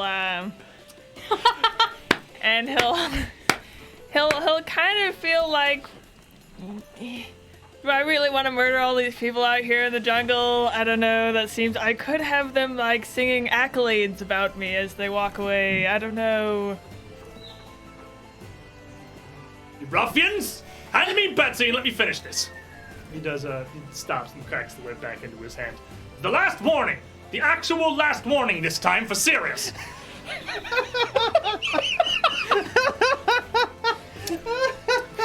Buddy. I've about had enough of this clown. So Oh, my arse! yeah. What? Where did these arrows come from? Yeah, sorry about that. That we should really be talking about this. This whole fighting thing is really getting out of hand here. And I'll wait. Alright, Rick. So, I'm now holding what is aptly named Betsy. Right? Yes. I'm gonna look You have at his it. gun. How far away is the cliff? Well, it's at the back of the temple over here. Oh, are we at the bottom? This No, we're at this the top. balcony down here at the southern end. So the cliff is on the other side of the temple. Yeah, the cliff's the southern end of the temple. You walked around it to the entrance. So, about 2 move actions away from you. Oh, even I'm not that heartless. I think you know what I'm doing. I don't know what you're doing. What are you doing, Rur? Rare. I'm going over to the edge and I'm holding it over and looking at him. Down. Can I ready a free action with 1 action? No. You can't. Because if he comes at me at all, I could just let go. Now only 1 action left. And I'm going to hold it out over the cliff, and I'm going to say, Stoutmore, sit down and talk about this, or Betsy goes bye-bye. And I reckon I'm going to roll Intimidate or Diplomacy. Give me an intimidate. That's definitely a threat. All right. That's a 20. Total 20. Yeah, total of 20. He does not seem. He knows I'm not joking, but he's not afraid. Resme. Resme gets this wondrous look in her eye, like, oh, that's fabulous. And she's going to Minimus! And shrink item one of the barrels and walk over and grab it and put it in her pocket. That's like 10 actions. No, it's not. Shrink item is 2 actions. Okay. So the And you can walk shrink over. it. And you then I walk to over. it. That's fine. So you shrink one You of these actually things shrunk it. Nice. Oh my god, it's so down tiny. to an incredibly tiny size. Oh, I love it. Oh, I can work this one. Argonforge is so cool. And head over toward it. While you're invisible, I think. Yes. I haven't taken Well, Yeah, any. that's not hostile. That's You not hostile. stunned one actually, so you can shrink it right now, but you can't start moving. That's fine. Oh yeah, that, But I have. Dalren. But I have not Yeah, taken. but you've shrunk the keg to a very tiny keg. I see. Look, we're not going to let you destroy this place until you've had plenty of time to investigate it. Regardless of what you think that this who built this here to discredit you, this is an active war zone. We have to actually investigate this place to see if it's being used. This is our job here. You are interfering with it at this moment. We advise you to stop. If you want to blow it up after we leave, that's entirely up to your purview.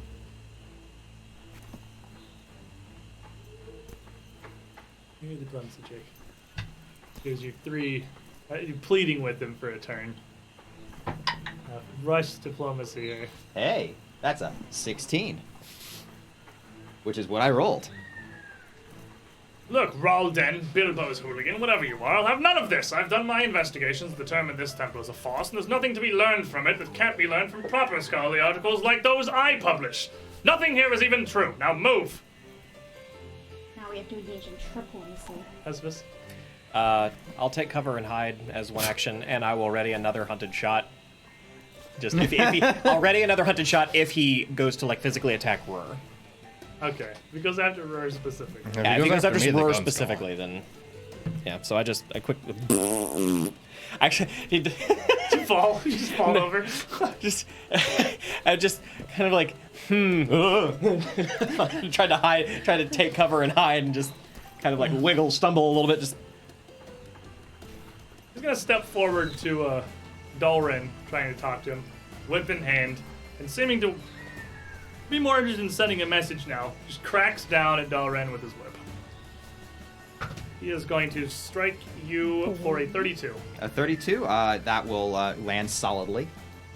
And again, he will still feel this kind of niggling in the back of his head. These could really be people to sing him accolades.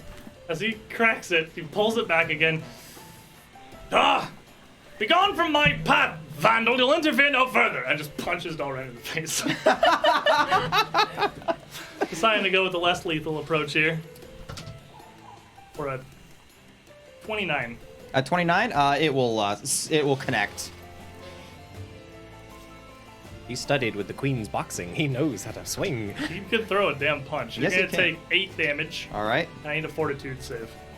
If he knocks your monocle off, it's all over. I was just gonna say, that's a 25.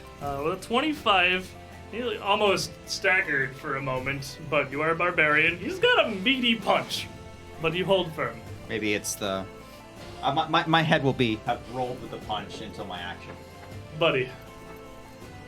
No, seriously, sir. If you could just not do what you're doing, and we could just talk. I don't want to see what the problem here. We literally only need this place for like 20 minutes, and then we'll be out of your hair.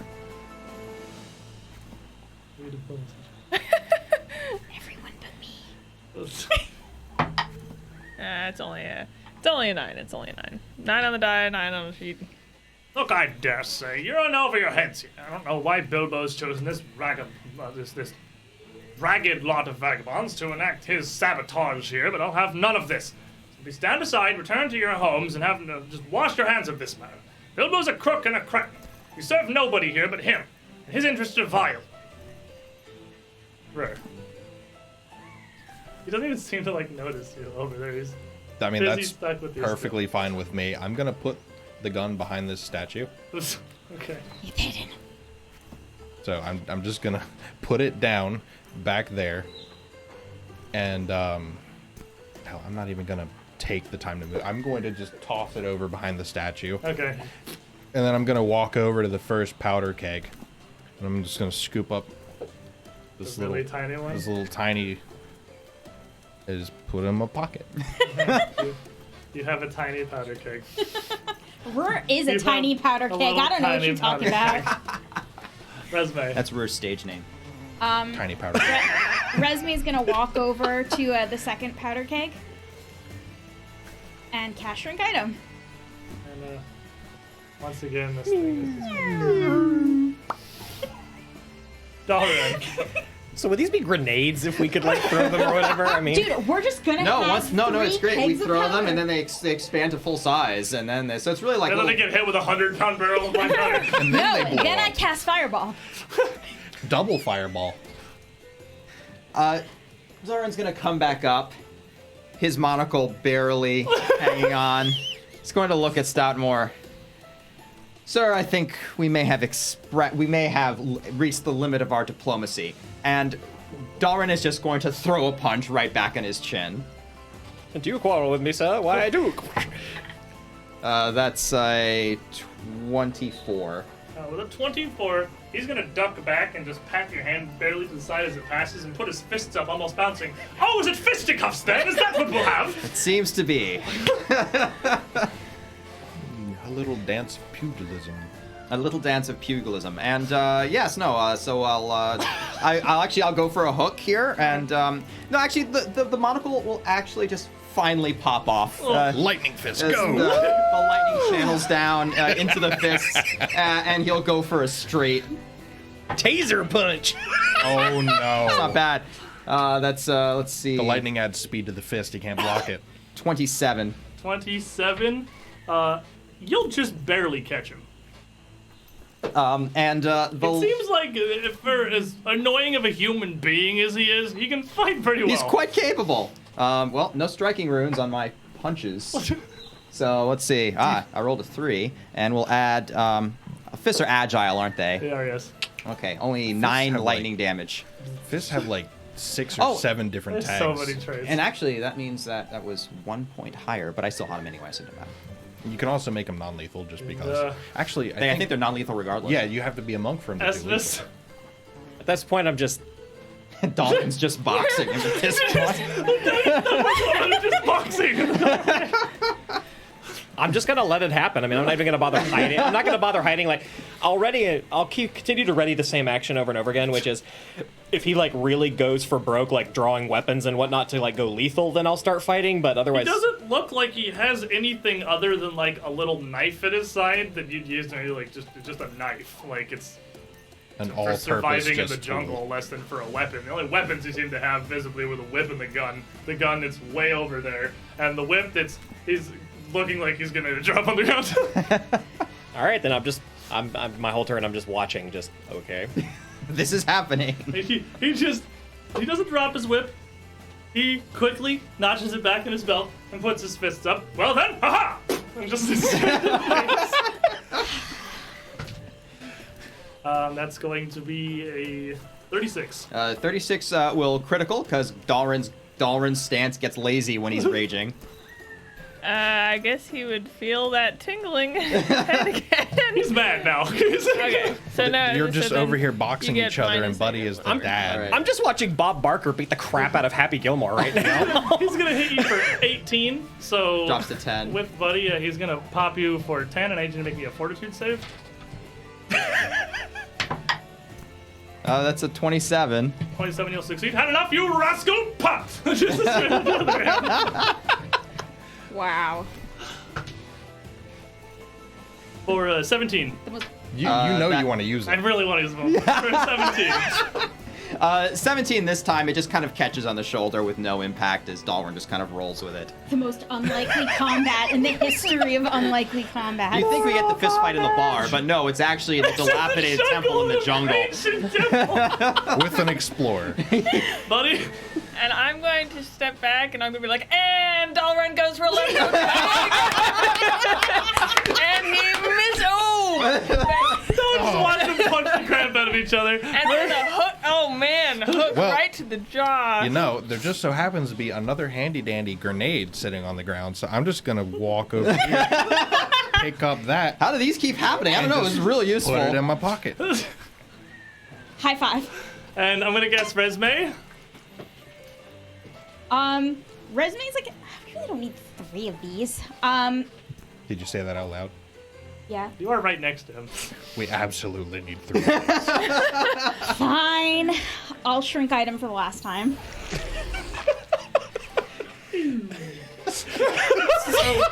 Shrink item is the greatest spell in the whole game. I don't care what you say. Dalren, in this corner, the lightning barbarian. I mean, I don't know what's happening back here. I'm just really focused. I just really want to punch him. So I'm gonna. The lightning barbarian, the librarian. Oh. It's a reach, but it fits. He'll actually duck down to pop up and actually come wide with a slap to try to catch him to the side of the face. Discombobulated. This doesn't register on an emotional level. I was thinking more of like the Ottoman slap, but yes, let's go with that. Let's see. I don't know. It's only a 20. That's a hero point. That is a hero point. That is a hero point. Yes, it We is. can't lose this. Ah. All right, that's less. That's the 23, I think. 23, little shoulder with his van braces. You'll see a little blast of electricity, and he grunts, but doesn't take much of it. Follow-up swing is less. And then fishing for 20s. I do not fish for 20s. That's just same thing. At this point, I'm just gonna use 3 walking acts. What the heck, man? Screw you, your turn. I'm just gonna actually just walk around them and just come in and just stand right next to Buddy and just kind of like stand shoulder to shoulder while he commentates. Ooh, and you see that he went for a haymaker, and that's never good. He doesn't even seem to notice you coming by as he's focused on them. Ah! You're outclassed, whelp! Pop! This is straight. For a 36. 36 will critical once again. Are you even putting any reaction anymore, or you just let him fight? I'll just let him fight. I'm doing a great job commentating over here. And I'm looking for a dude save. Sure. Oh, that's less. That's 18.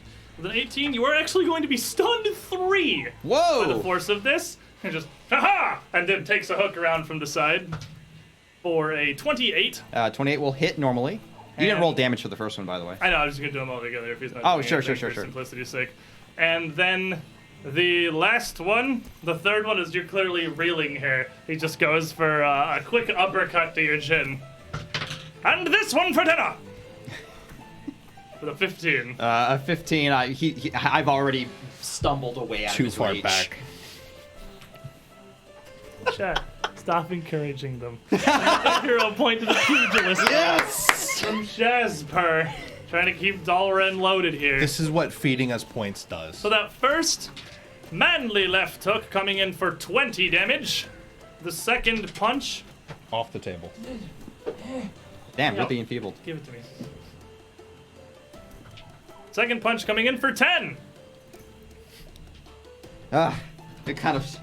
Meanwhile, Barely in the even background, felt I it. assume that you pick up the rest of the kegs and what are you two doing here? You know what I found over here? It's another tiny keg. I'm gonna walk over here and pick it up and put it in my pocket. All you, Esme. You all can stop fighting now. No. The kegs are gone. Dalren's got him on the edge here. Actually, while I'm doing that, I'm gonna pick up the gun. Okay, you have the gun and the tiny kegs on your pockets. Dalren. Kind of like shake his head, Oh, wait, you're hit stunned side, three. and then get back into a guard.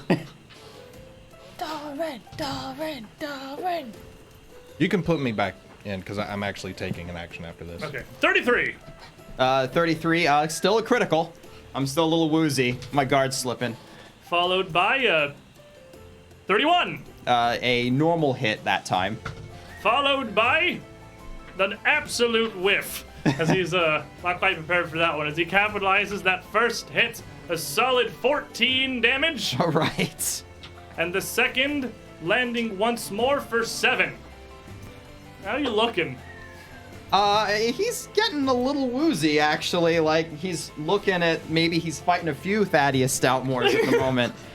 Alright, that would be Rur, would be before Dalren here. Do I need to roll another stun check? Oh, you're going to get 2 fortitude saves. 2 of them. Ooh, each Because you hit you one. twice. That's a 17. You're stunned 3 on the first one. Okie dokie. Well, give me the second one anyway, actually. I think... Stunned 7. That That's Stun stop does him. keep stacking, so You didn't really roll it. That's a 19. Stun 4. No. 21. Still stunned 4. Okay. So, Rur, I'm just... like, Dalrins, if there was a ref, Dalrins, then fight Yeah. would be gone right now. Like, That didn't break the fight up at this point. I'm gonna Dalrins is no longer intelligently defending himself. I'm gonna walk over to this pillar. And I'm just gonna channel a blessing of Saren Rain to Dalrins. You can get him! You got this! The encouraging words of a Saren Ray priest. Does your healing work on non-lethal too? Yeah, Yeah. it's still damage. The only thing non-lethal does different is if it's the blow that kills you, you're unconscious instead of dying. Okay. 6, 12, 14, 24, 38. 38. All right, pretty good. One turn for Yeah, it's one turn of him like walloping me like a pinata. Still seemingly in a fury here. Oh, you Can I want break it? you want to take a turn? Go. I'm gonna slow him. Okay. He's getting old. Doesn't quite have the gas he used The to have. natural 20. He's too mad to be slow. Gives no shits. And He's, people fear his no shit giving. Sees this healing coming in here. He's like, no, knock that off, you intervener. We're having a manly bout. Pow. A 24, actually, on the first swing. A 24 will just land. The follow-up coming in with a 19. A 19. I think he's rolling with the punch drunkenness at this point. He's And swaying unpredictably. A third hit coming back, rallying with a 29.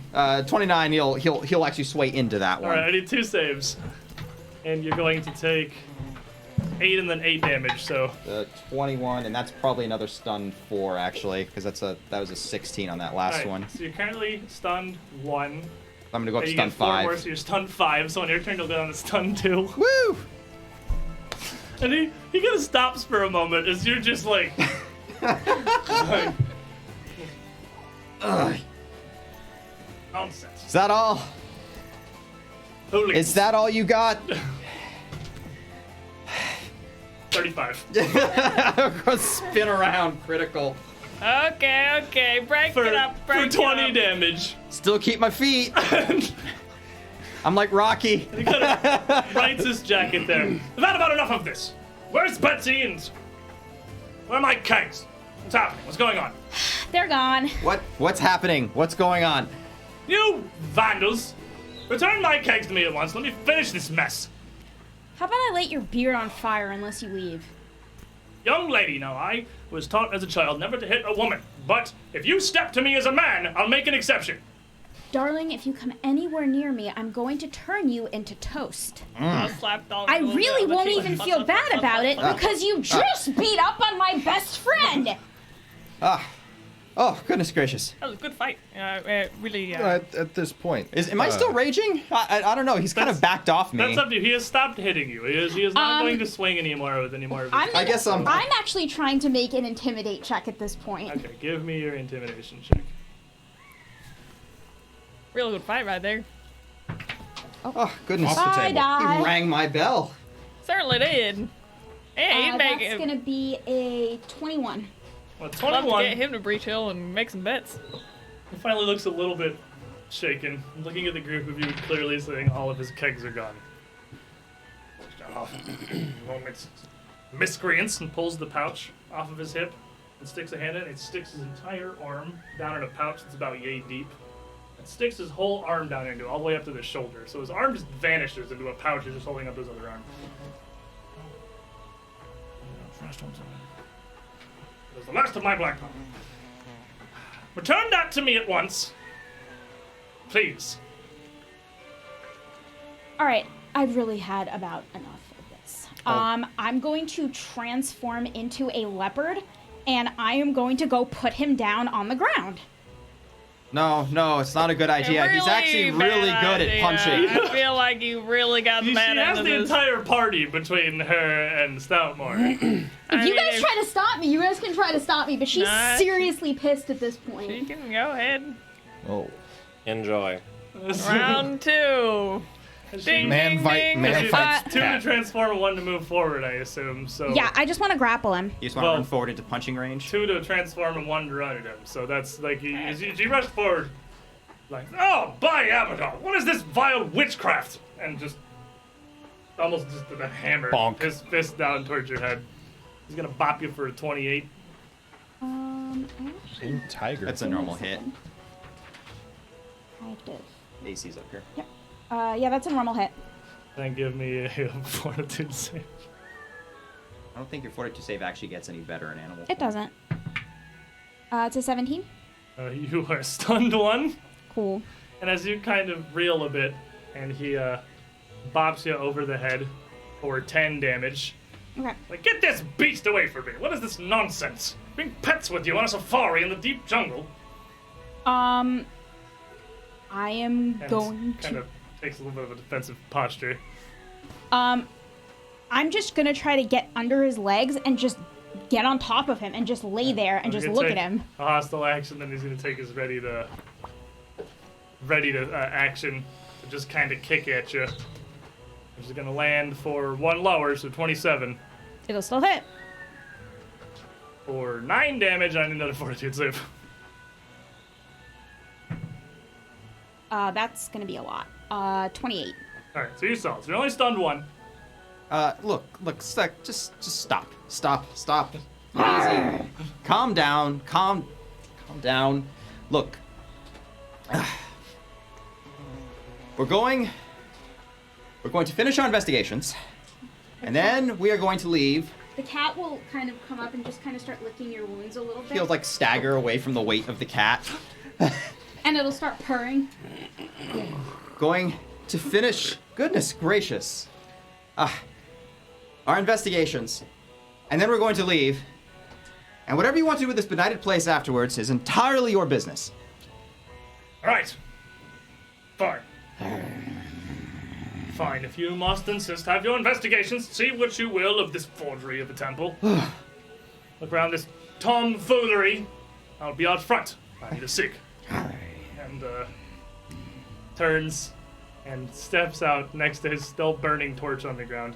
Reaches into a little pouch and pulls out a little hand-rolled cigarette.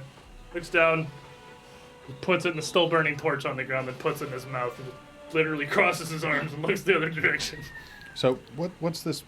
Is this a statue or like a pedestal? That is a Gonna have me small a lean. raised dais with a pedestal on it. Yeah, it's I'm just gonna put the almost gun like a up there, pulpit, kind of. Yeah. Let's see. The leopard will come behind the over and thing hold where you up. it can't be seen. Thank you. Let me just go into this pouch here.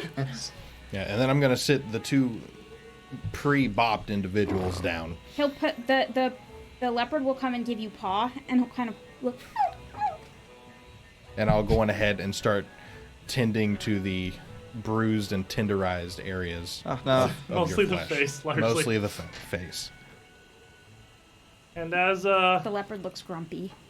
Lord Thaddius Stoutmore leaves you here belligerently to investigate the temple to your leisure and find what you can. Find whatever it is you want to, really. I suppose here is a good Just I found this gun Before just today. laying here. Oh, it was just on the ground. I have all of these festivities. cakes of black powder. I don't know what I'm gonna do with them. We went to a costume, like a party shop for completely unrelated reasons yesterday, and I just saw this on a shelf. It's genius. I mean, I knew what I was doing today. I need that. Bringing the biggest prick in I existence. need this for my show tomorrow. I got to punch him in the face. Well He beat worth. the crap out of me. You I did, did punch him in the you did. face. Get to land a good hit on him Yeah. before he beat the crap out of you. He also has 2 arrows hanging out of his butt cheeks. They're still there hanging. He's just taking a smoke, kind of leaning against the doorway. It's hard not to respect him, even Oh. though I don't like him. Utterly ridiculous.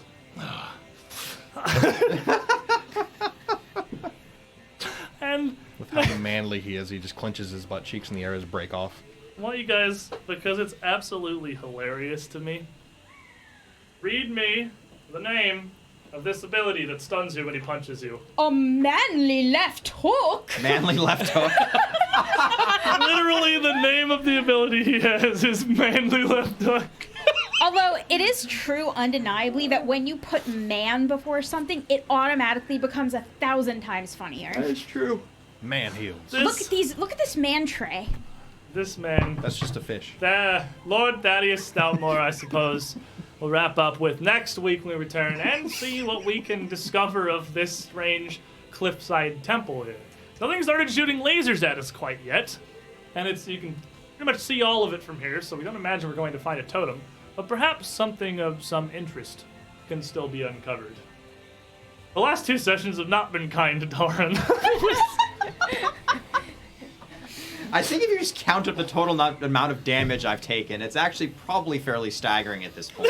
It's well You're over 300. doing barbarian things. Literally Tanking staggering. with your health pool, Yeah. not with your armor class. At what point do you take enough non-lethal damage to the face before you're legally blind until it's healed?